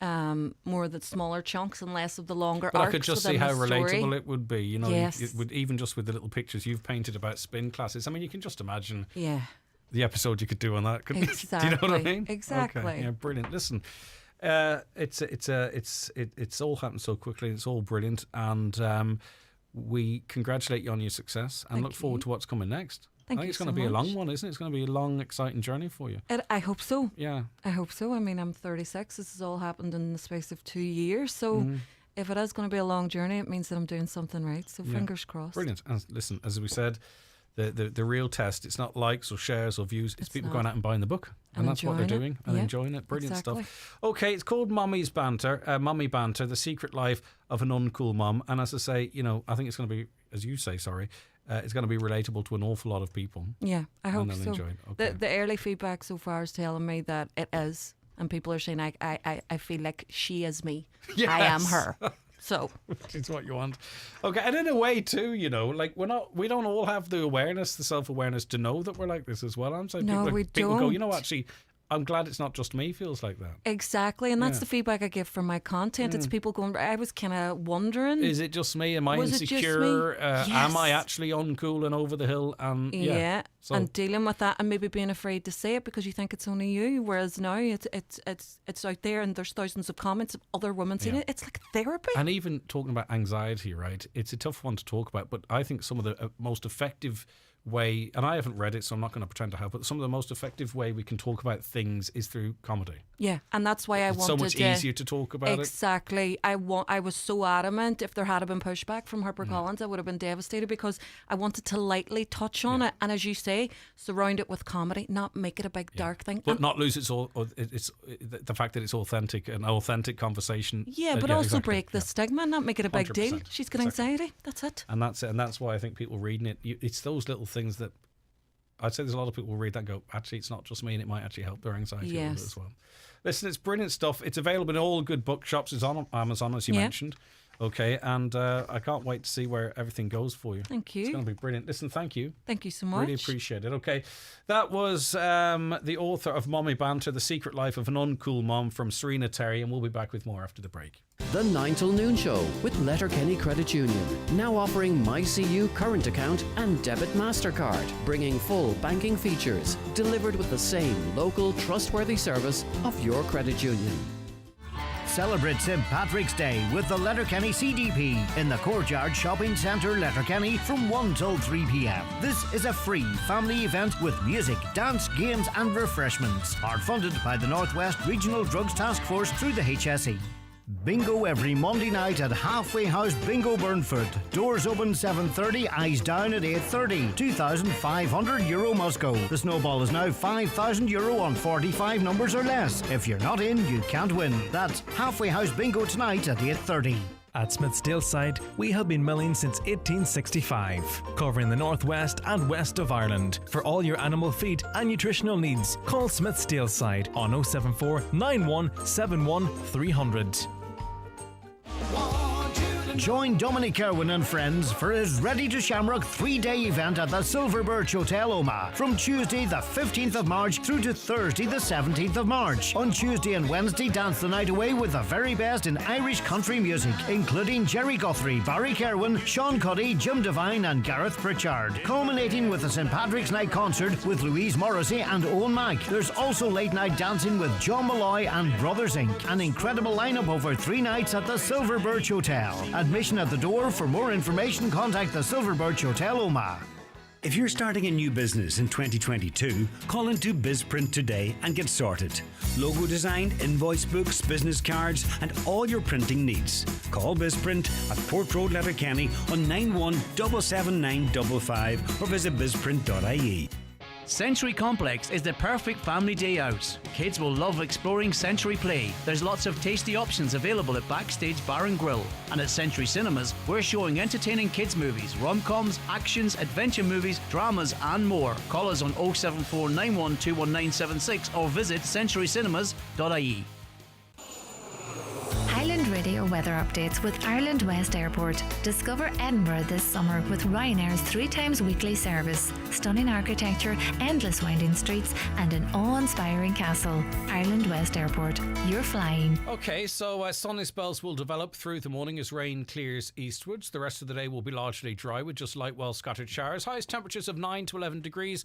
Moderate westerly winds will ease light this evening. Now, tonight will be dry and cold under clear skies. Frost and mist patches will form in generally light southerly breezes, mainly over the further east you go.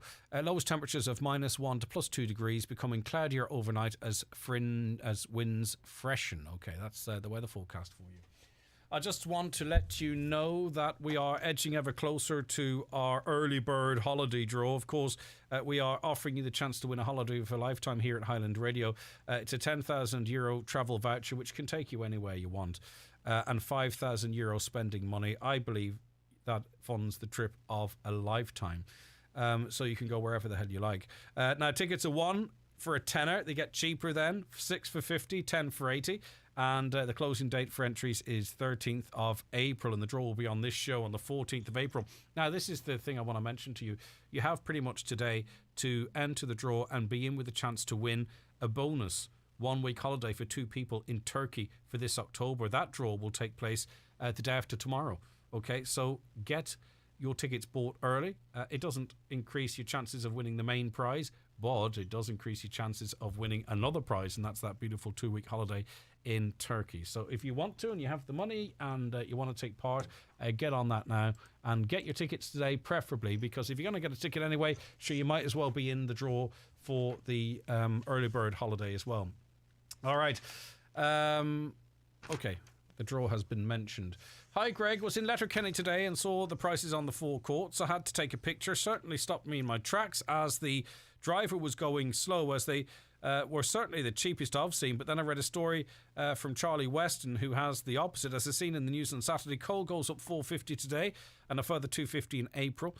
Not the first, as people would think it was a joke. And before carbon tax in May, yeah, indeed, that's to stop us using coal. But if we can't afford oil or gas, all our alternatives are being taken away from us. I'm hoping to do a book, but I don't know how to come about. Yeah, that's it. Where do you start? They say everyone's got a book in them. Not everyone should actually write that book, but where do you begin? A lot of people self-publish. It's huge. You know, self-publishing is a thing. It seems to be doable. I suppose talk to someone who's done it and see if they'll offer you any advice. It's a pity we have to go. It's a pity we have not got the roads and trains that the rest of the country have got. We are decades behind. It is indeed, and we were talking about, you know, visiting Cork or elsewhere. Wouldn't it be lovely if you could jump on a train and go and experience and visit the rest of the country? And of course, that also would work in our favour in return. It would be interesting if they went around the islands and explored the tourism there. Yes, indeed. But hey, we were talking about making books. There's a book in and of itself. Someone just has to say, right, I'm going to do it. And they could be on shows like this talking about it. Why wasn't a high ball kicked into McGuinness when he had the win behind us? That is someone talking about the GEA yesterday, tactically. I'm listening to the both of you on about the game yesterday. To me, it's very simple. Management needs to change. Donegal is great when they play fast-running football. Look how they beat Tyrone. Come on, Donegal, do this next game. But I suppose you have to... There's more to it than that. You have to look at the players that are available to you and what the opposition might do.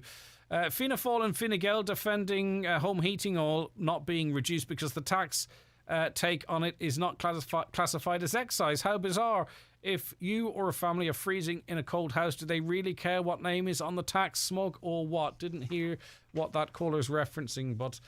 I think anyone who's ordered oil recently, since their last fill, is in for a gunk. Hi, Greg. Wondering, could you help me? I'm a carer who is caring for someone who's outside of my home, and I've been told I'm not entitled to carer's allowance because the person is outside of the home. However, I was told if the person lived with me, I'd be entitled to the allowance. When I checked with Citizens Information, I was told this is a grey area. Now, maybe someone out there, I think our listeners might be best placed to help us on this one. How do you get? Can you get the carer's allowance if you're caring for someone who's outside of your home? So maybe it could be a relative who lives in the same village and they want their independence and to live under their own roof, but they need you to go in and care for them for a few hours a day. Can you get the carer's allowance in that scenario, for example? I'm not saying that's the situation that applies to our listener, but it sounds to me like the kind of a situation it could be. They're discussing Donegal and Cork being too far away to visit. The problem is we don't have the infrastructure. We need to be able to fly from Donegal and Derry to Cork. It's that simple. But listen, if now obviously there could be a subsidy for it, but I can't imagine that if there was a demand that route wouldn't already be there. It would be interesting. I wonder what the uptake would be on a Cork, Dublin, Cork, even in the summer months. It would be interesting. But as I say, I presume the airports and the airlines have looked at that and they can't make money out of it, so they just don't do it. I don't know. 086 60 25,000 if you're listening on the podcast or listening to us overnight. That number still applies. You can message us and we'll get back to you. But that's where we have to leave it on the programme today.